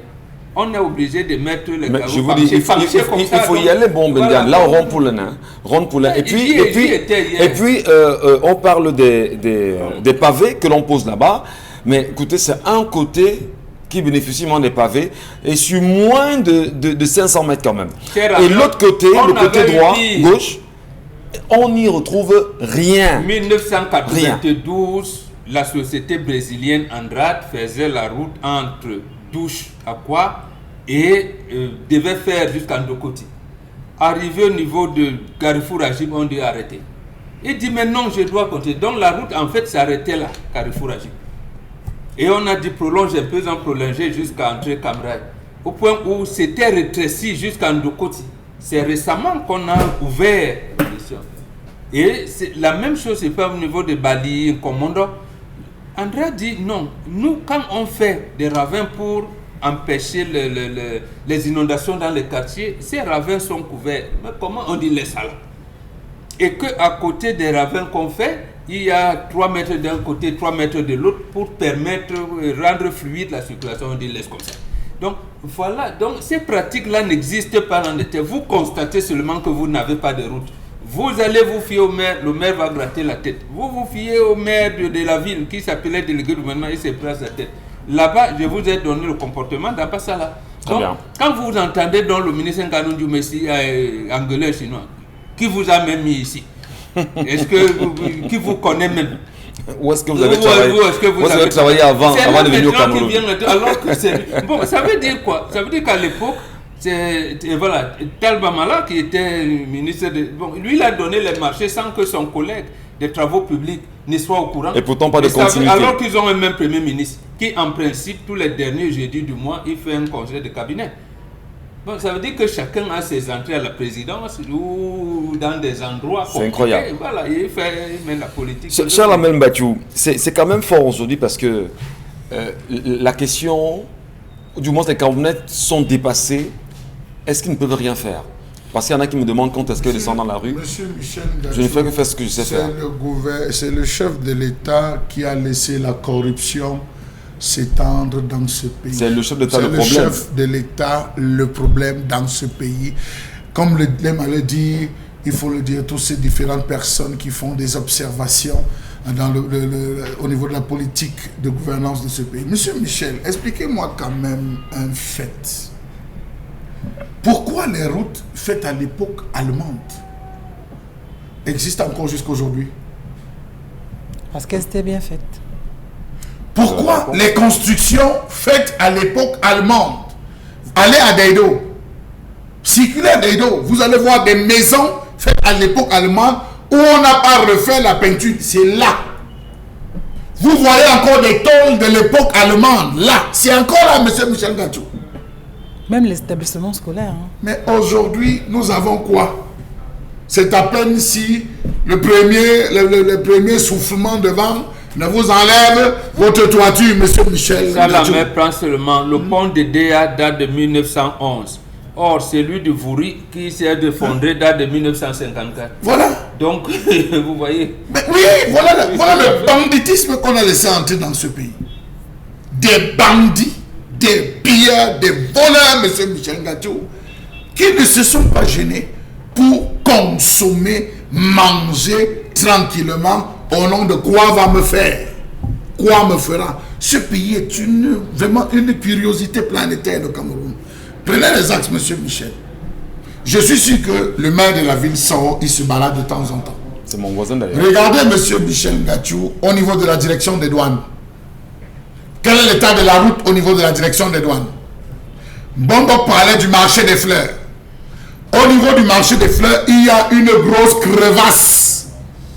Une grosse crevasse au milieu de la route, monsieur Michel. Les voitures sont obligées de glisser, qui est contourné par la gauche, qui évitait le trou. C'est pas connu. Ce n'est pas sûr. Passons. Prenez l'axe, c'est le boulevard des Nations, monsieur Michel Gachou. Terminus BBR. Lorsque vous arrivez à Terminus BBR, il était prévu que la route continue à 2 voies pour ressortir au carrefour CCC. Ouais. Du boulevard des Nations Unies. Des Nations Unies. Pour ressortir à CCC. Mais devant le BBR, ça s'arrête. L'autre part est égale, l'autre continue, ça réduit pour aller s'ouvrir étrangement au niveau du carrefour CCC. Monsieur Michel Gachou, nous prenez, comme on l'a dit tout à l'heure, château. De Château jusqu'à Ndokoti, c'est une voie. C'est une voie, alors que le château est arrivé. Mais vous vous demandez, mais à la fin, est-ce qu'on a pensé ce pays? Est-ce qu'on a pensé la construction des axes routiers dans ce pays? D'hôpital général, Cour suprême, une voie. Cour suprême, vous arrivez jusqu'à parcours rond-point Petit Pays, 2 voies. Rond-point Petit Pays jusqu'à Bijou, 2 voies. Mais de Bijoux à parcours Vita, une voie. Vous prenez ces une voie, vous longez, et dès que vous arrivez au niveau du collège qui est là, ça reprend 2 voies. Vous vous retrouvez dans 2 voies, vous longez, vous arrivez au carrefour Santa Barbara, ça s'arrête, ça reprend une voie. Jusqu'au rond-point Maïtur. Qui a détourné cet argent? Là est toute la question. Qui a détourné cet argent? Qui a volé, qui est comptable de ce genre d'erreur? Allez du côté de Coton. Antenne Coton, monsieur Michel Gachou, vous longez, c'est des mêmes bêtises. C'est à se demander, mais nous sommes en train d'aller où? Pourquoi les gens peuvent se permettre? Vous avez des axes routiers que les gens ont gagnés, monsieur Gachou. Harold Poulet, vous avez vu les rigoles? Il y en a Non, mais les parlez, vous avez vu les rigoles. Monsieur le maire s'entend regarder, vous avez vu les rigoles. Non, mais vous parlez de monsieur le maire. Quelle est la population d'abord de... Le maire de la ville. Mais que le maire de la ville ça, Michel Gachou, que le maire C'est la ça. population qui doit faire les rigoles. C'est la population qui vont faire les rigoles. Allez voir. Non, monsieur Michel, allez voir. Est-ce qu'il y a des rigoles? Je vous pose On a apposé juste des papiers. Or, une route construite sans dispositif d'assainissement n'est pas un axe. Permettez que je vous raconte. Peut-être que je raconte, puisqu'on est très bien présent dans cet environnement de Koto. Je vous dis encore aller au niveau du carrefour des immeubles de Koto. Et vous faites justement le tour, vous ressortez au niveau de leur pont. Les routes en chantier sont là depuis au moins 4 ans. On n'a jamais entamé ces routes. Ils viennent là chaque 1 mois avec 2 ou 3 camions. On va verser un peu de pouzzolande. Voilà, nous sommes en saison pluvieuse là. Et vous voulez que la population... Et je vous dis, au moment où je vous parle, allez au niveau du comment on dit ça, carrefour des immeubles Koto. On a versé la pouzzolande il y a quelques mois sur cette voie-là. Et les premiers pluies ont ramassé toute la pouzzolande. Mais la même chose s'est fait à Bonabéry il y a 4 ans. Quand à peine a-t-on terminé les travaux, les premières pluies ont laissé les crevasses sur les routes. Mais on vous dira quand même que le budget a été consommé, les travaux ont été faits. Alors, ça veut dire que si le chef de l'État de la ville, monsieur Bassadine, laissez votre bureau et descendez sur le terrain. Vous savez, on apprécie Yaoundé aujourd'hui, mais l'ancien délégué à la communauté urbaine, Timi Evuna, qu'est-ce qu'il faisait? Il faut qu'on vous dise. Il était sur le terrain. Il était sur le terrain et tous les dimanches. C'est-à-dire le dimanche, il sort, il fait le tour, avec son téléphone, il filme. Il filme. Lorsqu'il y avait réunion technique, vous venez ouvrir la bouche et dire, ah bon, projecteur, image 1.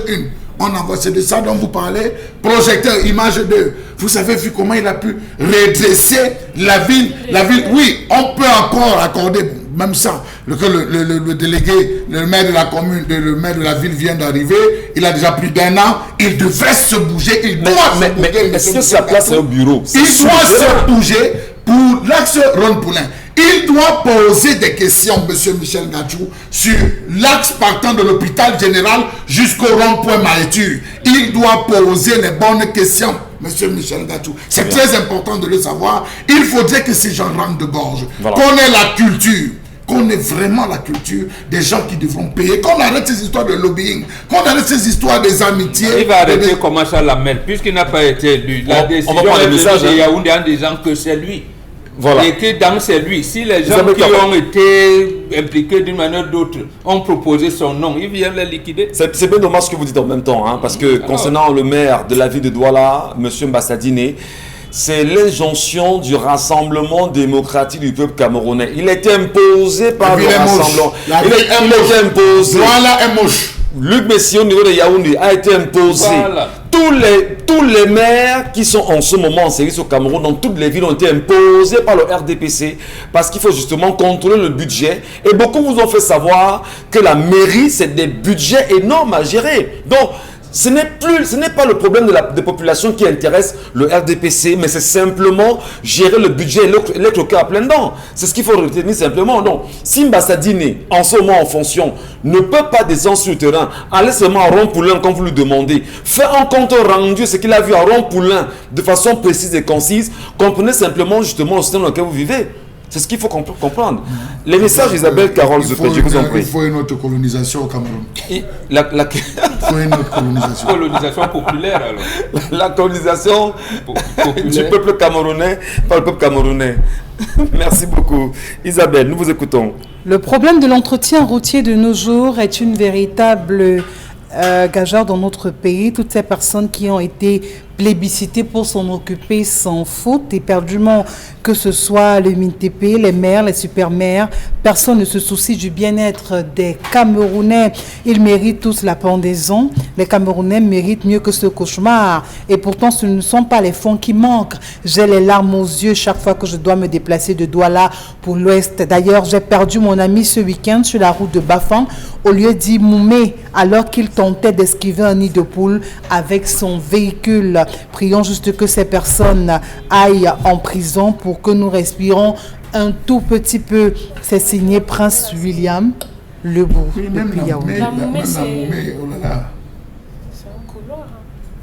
simplement. Voilà, C'est ça le mot. Voilà, on esquive un nid de poule et voilà, on perd la vie.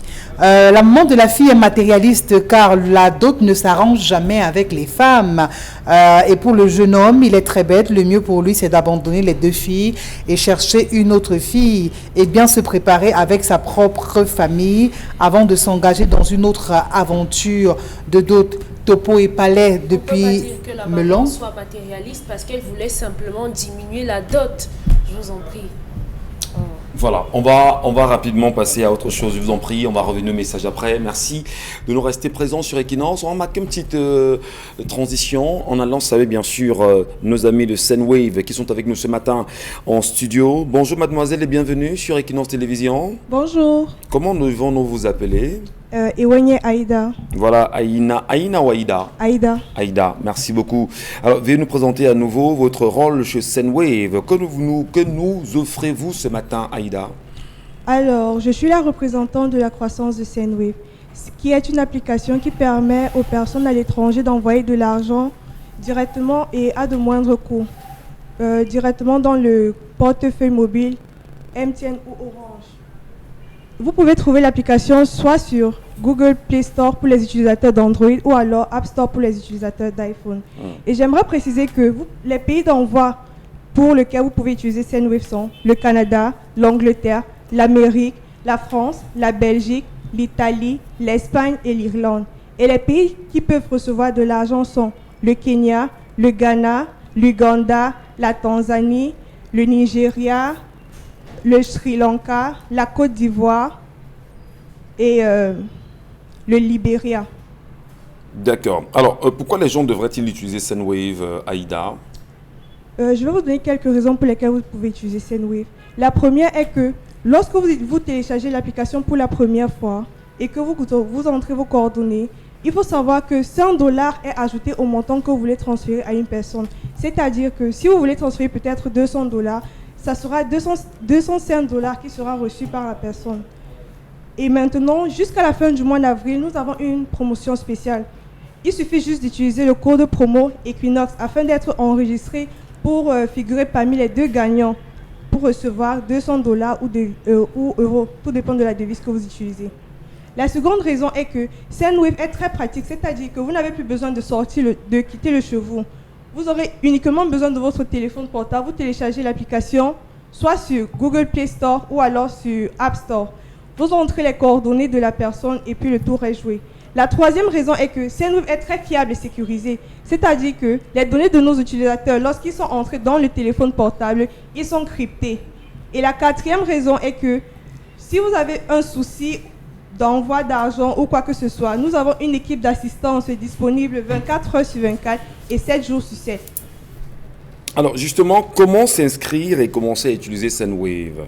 Alors, comment s'inscrire? Vous partez dans votre téléphone, Google Play Store pour les utilisateurs d'Android ou alors App Store pour les utilisateurs d'iPhone. Ensuite, vous entrez le numéro de la personne qui va recevoir de l'argent, le nom de la personne, ensuite le montant que vous souhaitez envoyer. La troisième chose est que vous devez compléter l'identification, soit avec votre CNI ou alors votre permis de conduire. Voilà. Est-ce qu'on peut avoir un mot de fin, Aïda? Oui, j'aimerais préciser les pays d'envoi. Nous avons le Canada, l'Angleterre, les États-Unis d'Amérique, la France, la Belgique, l'Irlande et puis l'Espagne. Les pays qui reçoivent de l'argent, il y a le Kenya, l'Ouganda, la Tanzanie, le Nigeria, le Libéria, le Sénégal, le Ghana, le Cameroun, la Côte d'Ivoire, le Sri Lanka et le Bangladesh. Et s'il vous plaît, j'aimerais encore insister pour la promotion spéciale jusqu'à la fin du mois d'avril. Vous utilisez le code promo Equinox afin d'être enregistré pour gagner 200 € ou $, tout dépend de la devise que vous utilisez. Merci. Merci beaucoup. Rangez vos cheveux parce qu'il y en a qui se demandent, vous ressemblez à quoi à l'antenne? Voilà, c'est mieux comme ça. Hein. Allez, bien de choses à vous, Aïda. À bientôt pour une autre communication sur notre antenne. Madame, Monsieur, restez sur Equinox Télévision. Nous poursuivons le Zénith avec vous et on va peut-être mieux comprendre certaines données aujourd'hui. Le journal Le Messager a titré à sa une ce matin sur le fils de l'actuel président de la République. On en parle peut-être avec beaucoup d'insistants. Bonbon Bengang. Vous avez lu ça, vous? Attendez, oui. Vous avez lu ça? Oui, j'ai vu. C'est un dauphin cagoulé? Oui, ça c'est depuis 2011. Je pense que la création de la nouvelle expression, et à l'époque j'étais quelque part ailleurs, on l'avait constaté ici à Douala, lorsque le président de la République est venu battre campagne ici, et nous on avait l'information que Franck était en train d'être préparé, et le protocole a fait en sorte qu'il vient un peu avant son père, et il a fait un bain de foule. Bon, j'ai une question. Est-ce qu'il a le droit de se présenter? Oui, parce qu'il est camerounais. En tant que candidat. Oui, mais sauf que lorsqu'on sort des camisoles de l'Élysée, ce n'est pas bon. Voilà. Ce n'est pas bon. Alors, est-ce que pour avoir validé rapidement ce qui s'est passé au Tchad, parce qu'on a vu Yaoundé s'activer, d'ailleurs, Yaoundé a été le premier pays à donner son accord, son aval pour ce qui s'est passé au Tchad, serait-ce une façon de préparer les Camerounais à ce qui pourra arriver ici? Oui, mais sauf que nous devons utiliser les mots exacts. Les mots exacts, c'est quoi? C'est que nous sommes un enclos colonial français parce qu'ils ont enlevé les Britanniques. Je dis bien que le Cameroun, les pays francophones restent des enclos coloniaux français. Deuxième chose, justement, la France, quand elle regarde ses intérêts, elle a commencé cette camisole-là de père en fils. De père en fils, de père en fils. Ça a été le cas avec Yadema.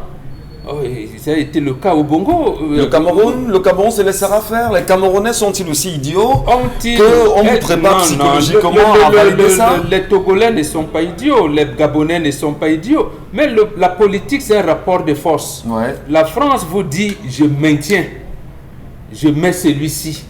Ouais. Vous sortez vos gros bras, on va voir.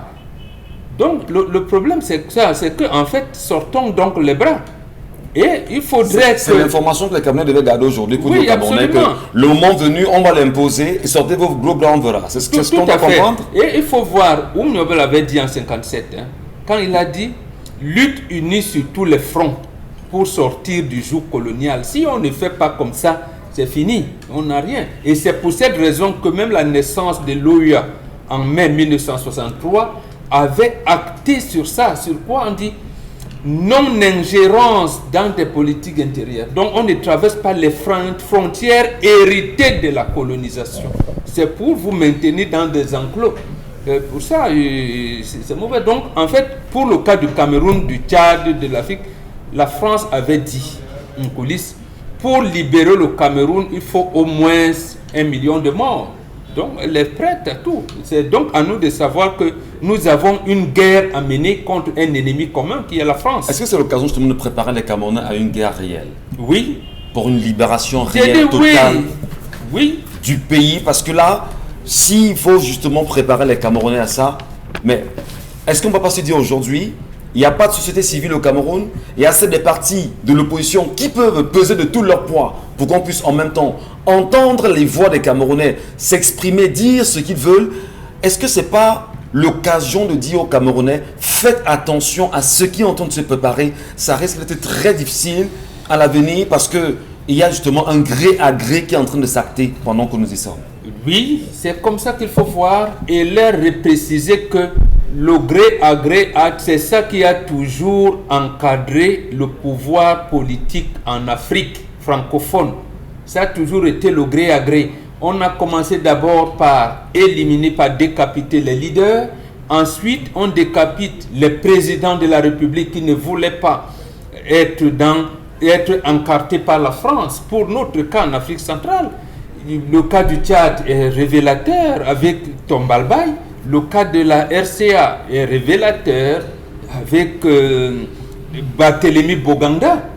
Donc, c'est même le cas de Ahidjo. Ce qu'on ne dit pas, c'est que justement, Ahidjo avait peur d'un coup d'État parce que la France avait choisi Paul Biya depuis 1975. Tout le monde le sait. Ceux qui fréquentent les Est-ce que la France décide de la volonté des Camerounais, Bonbon? Oui, pour le moment, oui. Donc, nous, Camerounais, la France décidera pour moi. C'est ça? C'est ce que vous voulez que je comprenne? Puisqu'elle est en train de le faire. Ouais. Je vous dis, pour le deuxième poste, le Vouri, le colonel Tondé Koto est là.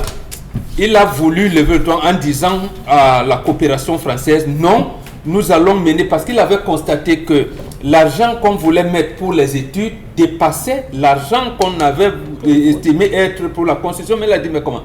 Si les études seules absorbent autant d'argent, Comment faire? On lui dit, cher ami, il y a le représentant français qui lui dit, chez nous, lorsqu'on parle pour l'argent que quelqu'un d'autre a donné, on met sa part sur la table.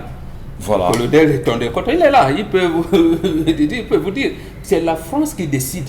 On ne vous raconte pas qu'on dit la Cameroun est un pays souverain. Voilà le Covid. On a pris tous les droits, on a mis ici. Tous les vaccins, on met là. C'est la France qui décide. Bon, c'est comme ça. On va justement donc préparons-nous à une guerre contre la France et justement l'Algérie nous a montré. Bouteflika, je pense que c'était en 1964-65, quand il était ministre des Affaires étrangères, il y a eu un problème entre l'Algérie et la France.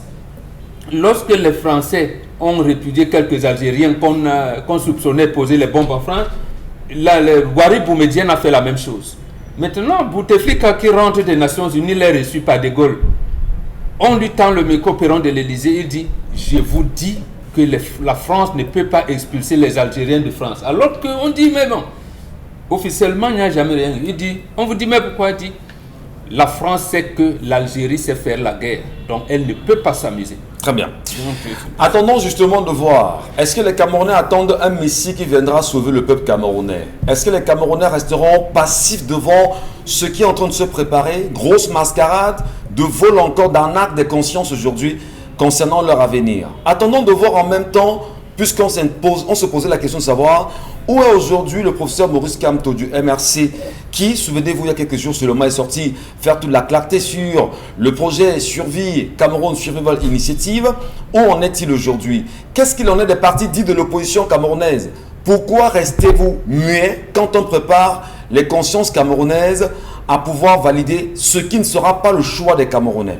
On en parlera assurément, mais surtout vous dire, votre silence n'est pas ce qu'on va entendre. Tout de suite, je vous en prie, puisque le sujet est assez important, Isabelle Carole, la revue des réseaux sociaux. Oui, revue des réseaux sociaux ce matin. Michel Ngatsou, on va donc revenir bien sûr sur les propos d'Emmanuel Macron qui ont donc bien sûr fait le tour de la toile. Il faut bel et bien noter que donc, le président français a tenu fermement aux côtés bien sûr de Félix Tshisekedi, a condamné les violences enregistrées évidemment au Tchad après le décès donc d'Idriss Déby, et il a bien et bien tenu à faire savoir qu'il a apporté certes son soutien à la stabilité du Tchad, qu'il est pour une transition pacifique, démocratique, inclusive et non pour un plan de succession. Il faut bel et bien rappeler que le président Emmanuel Macron avait assisté bien sûr aux obsèques du président tchadien Idriss Déby, et l'opposition évidemment tchadienne et des organisations non gouvernementales avaient vu dans cette présence de Macron un signe de soutien de la France au jeune général Déby. Je propose quand même qu'on écoute avec le concours de la réalisation le président français Emmanuel Macron. Bonjour. Cher Président, cher Félix, je suis très heureux de vous accueillir aujourd'hui à Paris, en tant évidemment que le président de votre pays, après des échéances politique intérieure importante et franchie avec succès, dont je vous félicite parce qu'elles sont une étape importante de la modernisation de la vie démocratique, politique RDC, et de votre volonté d'aller de l'avant, mais aussi en tant que président de l'Union africaine et partenaire stratégique de la France. Nous étions avec le président Tshisekedi il y a quelques jours au Tchad, à N'Djamena, pour rendre hommage au président défunt Idriss Déby et pour soutenir un processus de transition qui doit ouvrir la voie de la démocratie et de la stabilité du Tchad. Et aujourd'hui, avant toute chose, nous voulons exprimer notre préoccupation sur l'évolution de la situation, en condamnant d'abord avec la plus grande fermeté la répression des manifestations et des violences qui ont eu lieu ce matin à N'Djamena. Nous appelons au respect des engagements qui ont été pris par le Conseil militaire de transition, celui d'une transition pacifique, inclusive sur le plan politique. Et je veux être ici très clair, j'ai apporté mon soutien à l'intégrité et la stabilité du Tchad très clairement à N'Djamena. Je suis pour une transition pacifique, démocratique, inclusive. Je ne suis pas pour un plan de succession. Et la France ne sera jamais aux côtés de celles et ceux qui forment ce projet.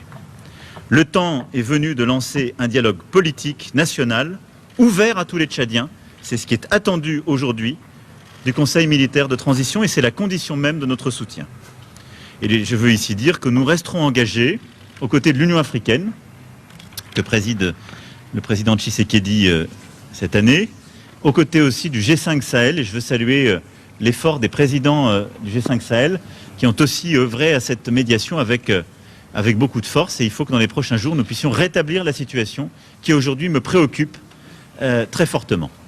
Le président français a donc été suffisamment clair dans ses propos parce que justement à son apparition à ses obsèques avec sa photo avec le jeune général aux commandes du Tchad, des commentaires qui fusaient de toutes parts sur les réseaux sociaux comme quoi il est désormais tout proche de sa prochaine cible. Il a donc bel et bien fait savoir qu'il n'est pas pour la succession ou que non, il est bien et bien clair pour que des valeurs soient à respecter dans ce pays. Charles Hamel. Il n'est pas pour la succession. On va comprendre. Il dit condamné et il dit justement qu'il est pour le respect des engagements de ce comité militaire de transition. Pour une transition pacifique et inclusive. Ça veut dire quoi? Au Mali, souvenez-vous, il avait dit le pouvoir doit être rendu aux civils et les jalons doivent être posés pour le retour à l'ordre constitutionnel. Ouais. Voilà ce qu'il avait déclaré. C'était qui? Pour le cas du Mali. C'était qui? C'était Balamé. Bien sûr. Il y a une différence avec le Tchad? Pas du tout. Mais je rejoins Bambok. Il a installé M. Michel Gatchou. Il a installé, il a reconnu, il a acté. Vous voyez qu'on ne peut pas dire une chose et dire son contraire. Au Mali, on ne peut pas dire remettez aux civils. Pourquoi est-ce qu'il n'a pas demandé que l'ordre constitutionnel revienne? Pourquoi n'a-t-il pas demandé qu'on restitue aux civils, M. Michel Gatchou? Au président de l'Assemblée nationale qui puisse organiser les élections. Pourquoi est-ce qu'il n'a pas demandé? Le respect. Aujourd'hui, il a acté. Vous vous rendez compte qu'il y a trop d'enjeux. Et il cite trop le G5 Sahel. Depuis le Tchad, il ne cesse de citer le G5 Sahel. Qu'est-ce qu'il est en train de se préparer?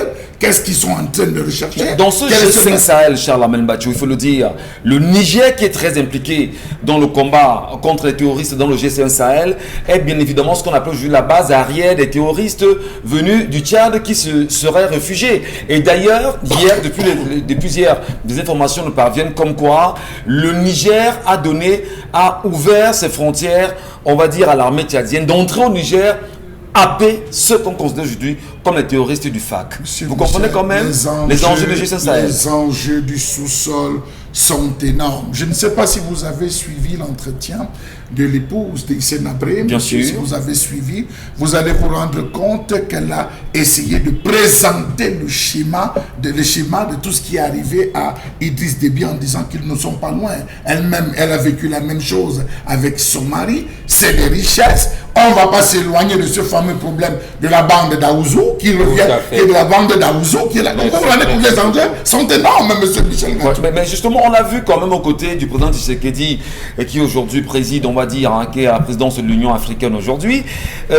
Concrètement, l'Union africaine n'a pas condamné, a semblé valider et n'a pas demandé qu'on revienne à l'ordre constitutionnel. Bon Bengan, l'Afrique n'est-elle pas complice de ce qui arrive aux Africains aujourd'hui? Première chose, le président Tshisekedi a fait ce qu'on appelle une déclaration morale. L'exécutif de l'Union africaine est un Tchadien, le président de la commission de l'Union africaine. Il a été placé là par Déby. Il a dit quoi? C'est lui qui s'est démêlé pour que l'ordre constitutionnel soit rétabli au Mali. Pourquoi ne le fait-il pas dans son propre pays? Voilà. C'est la même chose qui s'est passée avec Jean Ping. Il dit, on ne recompte pas le vote en Côte d'Ivoire. Mais quand il est arrivé son tour, il dit, content, on le voit. Voilà et tout. Mais ici, c'est l'inverse. Non, il se passe que Emmanuel Macron a été très clair. Je veux un gouvernement civil. On a nommé un premier ministre civil, non? Vous avez trouvé l'autre jour l'ancien opposant tchadien Kerzeba. Oui. Il commence à condamner Masra. Masra de la société civile. Oui, il commence à le condamner. Oui. Donc, en fait, les autorités françaises sont pour qu'un gouvernement d'union nationale, là, il n'y aura aucun militaire à la solde des Français. Du fils de Déby, lui, il est là. Bien sûr. Donc il va dire, je suis seulement le président de la transition. Hein. D'abord, j'en ai que pour 18 mois. Les civils vont gérer le gouvernement. Voilà. Ça, c'est le conseil d'Emmanuel Macron. Et après 18 mois, il peut même décider, je me présente, j'ai démissionné de l'armée, je me présente. Après avoir fabriqué tout ce qu'il faut fabriquer, mis les hommes qu'il faut mettre à chaque institution pour pouvoir contrôler ces élections. Parce que j'ai appris ça aussi dans certaines radios, y compris du qu'on dit international, dit oui, volte-face de Emmanuel Macron, il a fait volte-face où? Il a fait ça où? Il est logique, il est droit dans ses bottes. Le gouvernement d'union nationale sera là. Le président de la transition qui est militaire sera là. Il aura ses 18 mois pendant qu'il cherche. Et voilà pourquoi il ne laisse pas la bande à Ouzou. Lorsque le général de Gaulle lance l'appel à BBC à Londres le 18 juin 1940, je pense 4 jours après, le 22 juin, Pétain avait signé l'armistice. Donc en principe, la guerre était morte. Mais comment de Gaulle doit-il organiser la riposte? Il n'a pas de territoire. C'est le gouverneur du Tchad qu'on appelait Félix Eboué, qui habitait Fort-Lamy, que vous appelez N'Djamena aujourd'hui, qui fait donc appel au général, qui organise précisément parce qu'ils ont la carte du sous-sol. Et ils savent que bon, là maintenant le Cameroun, on a déjà enlevé les Allemands là-bas depuis 1916, il n'y a pas de problème. On commence à voir. Et comment on regarde la riposte s'est faite donc à Léopoldville qui est devenu Kinshasa. Bon, ça c'est de l'histoire. Non, oui, c'est ça, pour que vous compreniez. Si nous restons dans les faits d'actualité, c'est ça les faits d'actualité. Est-ce que le peuple tchadien qui nous regarde ce matin doit rester inoffensif devant la barbarie française qui s'organise? Le peuple tchadien seul ne peut pas. C'est pour ça que Tshisekedi peut nous aider. En faisant justement quoi? Parce qu'à l'époque, Hussein, qui était là-bas, a organisé la riposte pour que la France reprenne Brazzaville, qui était la capitale de l'Afrique équatoriale française. Oui. C'est pour ça que quand vous voyez Sassou Nguesso, il n'est pas venu. Il faut regarder. Donc, dans la géopolitique des 10 pays de la CEAC, la RDC est là, le Cameroun a déjà suivi la France, la République centrafricaine qui s'appelait Ubangi Chara à l'époque, il a dit nous sommes derrière les Russes. Donc la France est aujourd'hui dans une situation compliquée. Où dit mais si je laisse, les Russes peuvent, comme les Chinois n'entrent pas dans la guerre, ils font le commerce. Ils disent que maintenant les Russes sont là. Les Russes sont là. La France aujourd'hui, c'est l'entrée de la Russie en terre africaine. Et ils voudraient donc Emmanuel Macron voudrait donc l'appui de la RDC, qui en plus appartient à la CEAC, mais également à l'Union africaine. Mais quelle est cette histoire en bonbon Bengal? Le Tchad seul ne pourra pas. Donc, permettez. Sans A, Paris serait pris. Sans Afrique, Paris serait pris. Quelle est cette histoire que les Africains n'ont pas de souveraineté et n'écoutent qu'un léger petit pays qui ne sert à rien qu'on appelle la France, en réalité, qui n'apporte rien, bien sûr, de concret aux Africains aujourd'hui? Croyez-vous vraiment que Tshisekedi, lui qui veut être élu, et d'ailleurs président en exercice de l'Union africaine, a les coudées franches pour faire entendre la voix des Africains en demandant à la France de s'écarter des problèmes politiques africains, notamment au Tchad aujourd'hui? S'il veut avoir les coudées franches, il les aura. Parce que, justement, c'est lui qui l'a remplacé. En 2001, lorsqu'on assassine Kabila père, il se passe quoi? J'étais là devant lorsque Mugabe disait à Jacques Chirac, il était accompagné de Dos Santos. Mugabe lui disait en anglais, Monsieur Chirac, vous avez voulu la guerre en RDC, vous aurez la guerre. Et d'abord, il est parti. Non, il le disait à Kofi Annan parce que Chirac devait venir à 19h. Il a dit, je n'attends pas Chirac.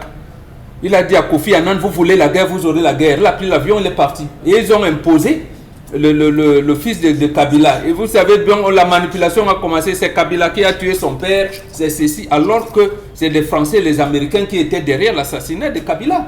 Donc, ils ont réussi. Si il sait qu'il a l'Angola, il a le Zimbabwe qui peuvent lui donner la possibilité d'avoir le coup de franche et justement parler fort face aux Français. Mais s'il ne veut pas, il est encore président de la communauté des chefs d'État de l'Union africaine. Tant pis. S'il laisse que l'Union européenne continue à financer l'Union africaine, ce sera tant pis pour lui et pour nous tous. Merci beaucoup. Allez, on prend les messages d'Isabelle Carole Zoupet rapidement pour les téléspectateurs.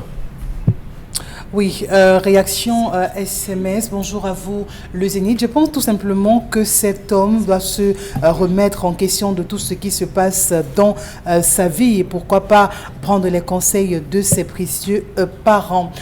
Autre réaction SMS. Bonjour à vous sur le plateau. Je pense tout simplement qu'il peut se mettre avec cette dernière, même si elle a eu une relation avec son frère aîné, ça c'était avant, et le passé n'est pas important dans la vie de couple. Merci beaucoup. Merci beaucoup Isabelle. Allez, on va saluer nos amis de Green World, qui sont avec nous ce matin. Bonjour à vous, cher monsieur, bienvenue sur Equinox Télévision. Good morning. Bonjour.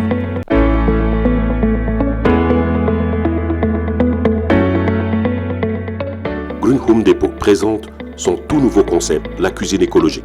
La cuisine écologique a été pensée pour les ménages camerounais qui souhaitent bénéficier d'une cuisine autonome, éco-responsable et propre. Concrètement, la cuisine écologique est un package constitué d'un biodigesteur home biogaz permettant de transformer tous les déchets de la cuisine en gaz de cuisson et en engrais biologique, d'un potager de maison pouvant produire selon ses dimensions une partie ou la totalité des légumes de la maison, d'un espace cuisine constitué d'une plaque de biogaz.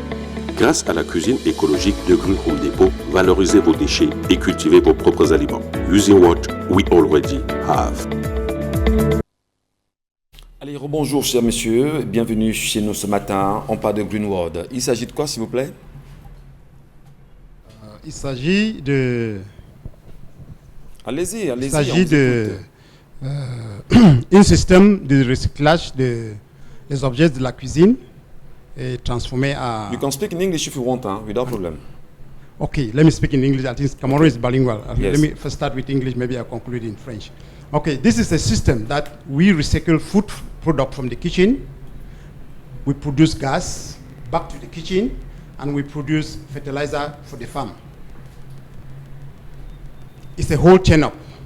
And this chain up enables us to grow our crops in the farm by producing our own personal fertilizer. This is very good for all farmers, and it's a good technology that enables us to have a green farm here in Cameroon.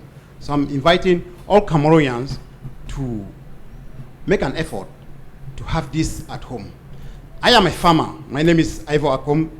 I did not give my introduction. My name is Ivo Akom. I'm based in Yaoundé in the Central Region. I do farming in Yaoundé and small bird rearing at home. What I do in the morning is when I get up in the morning, I go to the poultry, I gather my waste. I go to the kitchen, I gather the waste from the kitchen, mix all together, put in the bag. As you are seeing on the camera, put in the bag. As you put in the bag, you immediately supply 2 hours of fertilizer to the kitchen. I immediately supply 2 hours of fertilizer to the kitchen for madam for cooking.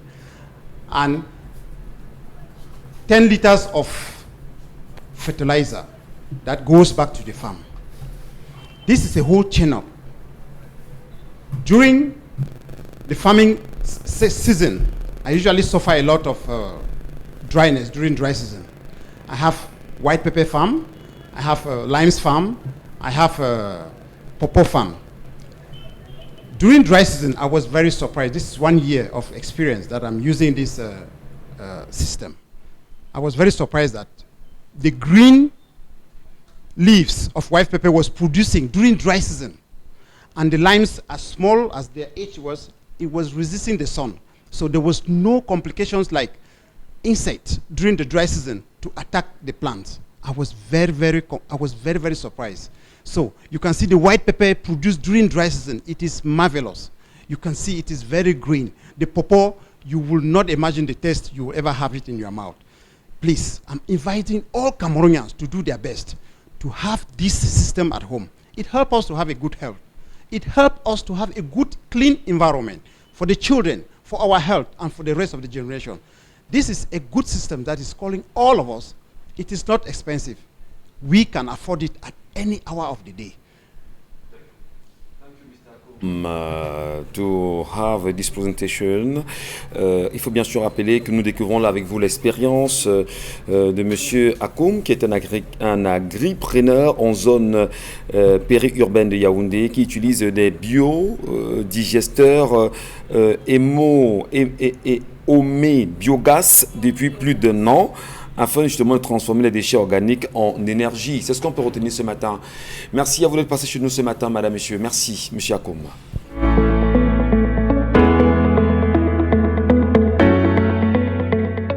Green Home Depot présente son tout nouveau concept, la cuisine écologique.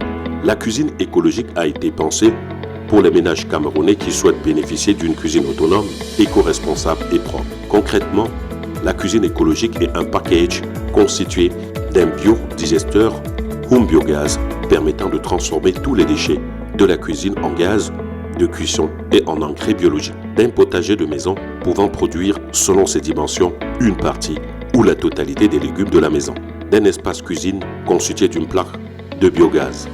Grâce à la cuisine écologique de Green Home Depot, valorisez vos déchets et cultivez vos propres aliments. Using what we already have.